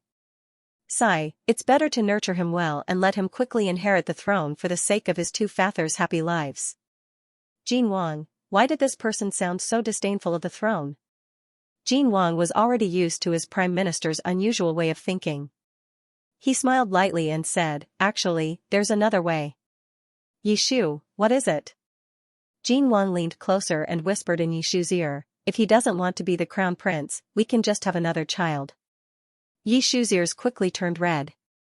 If it was said that Yishu had been a little averse to getting pregnant and having children before he gave birth, he didn't feel that way now. Children were so fun to play with, so there was no harm in having one more. However, they had always let nature take its course in this aspect. They didn't deliberately prevent it, nor did they force it. This was the first time Jin Wang had taken the initiative to bring it up. How do you know that if you have another child, he will definitely want your throne? What if he doesn't want it either?" Jin Wang sighed and said, "Then he can only be adopted from the side branch." "I don't know if my brother has any children." Yishu was stunned when he heard this. Jin Wang, what? If the child doesn't want the throne, you really don't care?" Yishu asked. "What's there to care about?" Jin Wang said, "You said it yourself. The child has his own life. What he wants to do shouldn't be restricted by us." Yishu's gaze softened. Jin Wang had really changed a lot for him. Chang Yuan quickly returned with little Yezi. When the dishes were all served, Yishu was feeding little Yezi egg custard when he suddenly thought of something. "Jin Wang." Yishu put down his spoon. Little Yezi opened his mouth but didn't get to eat the egg custard. He smacked his lips in puzzlement. "Jin Wang, what?" Yishu was expressionless. "So you're not willing to take little Yezi to fly because you can't put down your pride to take him to the roof?" Jin Wang, when the two returned to the palace, it was already late at night. Yishu placed the sleeping little Yezi on the bed. Just as he got up, he was hugged from behind. "Let's go take a bath?" The dog emperor never let go of any opportunity to be intimate. Little Yezi was at the age where he was very clingy. He slept with his two fathers every day, so the bath was the last place where they could be alone. Yishu nodded imperceptibly. Jin Wang kissed him on the cheek and pulled him out. A little yellow dog came in through the gap in the door. After the little yellow dog Wang left the system, it was kept in the Xianxia Palace Hall. At this time, it was usually already asleep. The two looked at each other. Sure enough, the little yellow dog wagged its tail and said in human language, "Long time no see." Yishu asked, "What are you doing here, Big Yellow?" The little yellow dog's fur exploded. "I'll say it again. My name is not Big Yellow. Although I'm a dog now, I'm not a real dog." Jin Wang, Yishu. Yishu bent down to stroke the little yellow dog's fur. "I won't tease you anymore. Why are you looking for me?" The little yellow dog had a look of disgust on its face, but it didn't avoid it. Instead, it instinctively rubbed against his palm. "It's nothing. It's about what I promised you before." Yishu paused. "You mean, my memories?" "Yes." The little yellow dog said, "The memories that were erased from your body have been recovered. When you wake up tomorrow, they will return to your body." Yishu's eyes moved slightly. He looked up at Jin Wang. The latter smiled gently at him. Yishu said, "Thank you." Yishu didn't care if his memories could be recovered. He was very happy now, even without those memories. However, those were the bits and pieces between him and Jin Wang. If they could be recovered, it would be for the best. "There's another piece of news." The little yellow dog said, "I've made a request to the system to allow you to enter the modern world. When you enter the modern world, the flow of time here will stop. However, if you want to stay there for as long as you want, you need to apply in advance. I'll leave a document for you regarding the application method and the rules that need to be followed." He looked up at Jin Wang. "This world has been rebooted many times. It was against my rules. Fortunately, it has been resolved successfully. Consider this my thanks to you." Jin Wang understood and nodded. "Thank you." The little yellow dog turned around and was about to leave when he thought of something. He said to Yishu, "Oh right, you can't go to the modern world yet. You have to wait for a while." Yishu asked, "Why?"